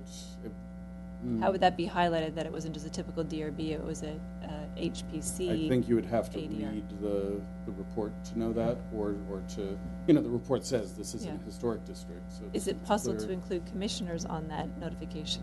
I don't see why not. That would And be- what I could do, one of the things I wanted to tell you here is that this kind of update can become a regular update. The problem is, and I'd have to talk to the city attorney's office, I think I would be limited in what I could tell you because I could say things that would prejudice you one way or another if the project ever came before you. So it's a little tricky. But I could make a note to see if we, I don't see why we wouldn't be able to do that. Would be good. It would And foster Jay, communication and let us, if it's just a limited, then we can go and see more for ourselves if we knew it was coming. Right. And it would be nice if we could be on the mailing list for the planning department, or for the items specific to, the ADR items specific to historic districts. Well, that's what I'm Yeah, asking. that's Oh, what I she thought said. you were saying for the web, the The reports on the notifications web, of the email ADR. notices. Oh, Addition, both of them. So Well, are we I'm assuming doing they were email the same. notices now? The Jay? trick would be that because the item wouldn't be agendized for HPC discussion, you wouldn't really be able to discuss it from the dais. Right. You Right. could No. certainly call me with As a questions resident. as a resident, as a Yes. member of the public, as a commissioner, but we couldn't have the discussion up here, so. Yes, Okay. understood. So is there a point at which the project you're talking about, for instance, is there a point at which it would come before us, this specific sure, one? of course, So yeah, if and- it's appealed, does it come before us during the appeal, or is Yeah, that part well, of the process? The appeal would come to you because the district is Okay. designated, and it would be the same process as any appeal. You would then have the final design review authority, and then the applicant or anyone could appeal it to city council after your decision. But if there's no appeal, we wouldn't see it at all. It would Right. just go through this general Right. process. Yes. And we'd still see. And this project in particular, our historic district ordinance would allow this to have been done as an exemption. So which is, there's no public review for exemptions. And we recognize that we're not ready, and I don't think we'll ever be ready to do exemptions of things that are visible in a historic district, because that kind of defies the point of why we're doing this. Well, when you say Except- exemption, meaning staff review only, Staff review only, Yeah. plus, and then over-the-counter. plus over permit. the counter. Yeah, So there's design review on exemption. everything. That's why Yes. the term exemption is. Right, it's They not- made a it's not mistake years exempt. ago when they chose that, but we're stuck with it for now. But I think the exemption applies to, well, again, exemption over the counter. So for ADRs, actually, for design review, as you stated before, exemption 200 square feet at the front of the house, 700 square feet at the back or anywhere else on the house is just considered typically over the counter. But for Can be. We always reserve the right to kick it to DRB Mm-hmm. or to HPC. so